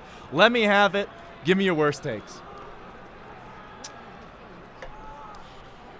You know, Joey, What's up? you do a great show, Yep. but that mustache is really dragging it down, my man. Oh yeah. Elaborate, is- please. It looks like a high schooler trying to grow out his first facial hairs, and he just can't give it up. I mean, it looks like a D-list actor who got once cast as a vaudeville villain and now just made it their whole personality so they could get more acting but have never gotten another role. You look like somebody who would cause the housing crisis of 2008. Come on, keep going. We got 2 more minutes left. Somebody in a Discord said you looked like a Scooby-Doo villain, which, as the days go by, it really, really does show that you are a participator in capitalism that just wants to spook some kids. I mean, if you're going into a movie and there's some big construction that's destroying the forest and you see all the burly men, you know, working on things and you're like, you gotta go talk to our boss, and then you're in there with your greasy hair and, you know, your disheveled look, and, you know, that mustache makes you the perfect go-to for that kind of role. You look like the villain in an 80s movie that's trying to bulldoze the community center, and you must face the main character in a skiing race. Skiing race. Let's look. I think the chat has some burns. Cat Stilats says it looks like you sneezed out a caterpillar. All right. You look like Matthew Gray Goobler. I don't know what that is. It is the gentleman from Criminal Minds. He can also not grow a mustache. Oh, I do get that a lot. I look like the guy from Criminal Minds. I get that a lot, especially when I don't have this look. Yes. What was the reason for the mustache, if I may ask? Bored. I did have this back in my professional flunting days. This was my look back then, so it's a bit of a throwback. You look like a discount Dread Pirate Roberts. Oh, thank you. That's a nice one. Thank you. Discounted. I'll take it. I'll buy that on discount. There was something. If I said this last week, the mustache was clearly Joey supporting the Worms. I did support the Worms. I did name it Mr. Wormo in favor of the Worms. Hunter had made a comment earlier in my stream that they had gone on a 3-week sabbatical before they had come back upon receiving my $20,000 that I asked them to come on my stream.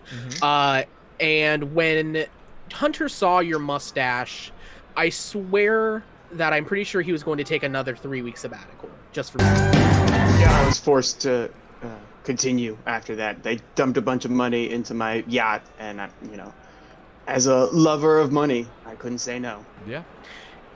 Glade Moon, you look like you're trying to be taken more seriously. Unfortunately, it only makes me take you less seriously. Oh, that's harsh but fair, Glade Moon. Oh boy. All right, well, that will do it. We are going to rate our friends over at 2MB Studios. Be nice. We got all the meanness out here. I appreciate the hot takes.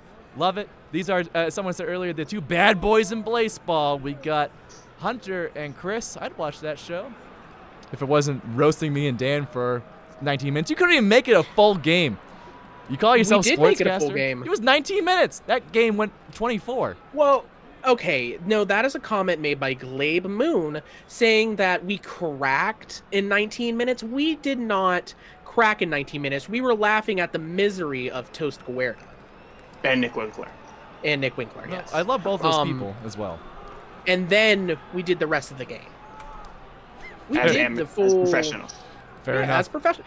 Me and Hunter Chadsworth are professional true. sports commentators. A community college student and a journalist.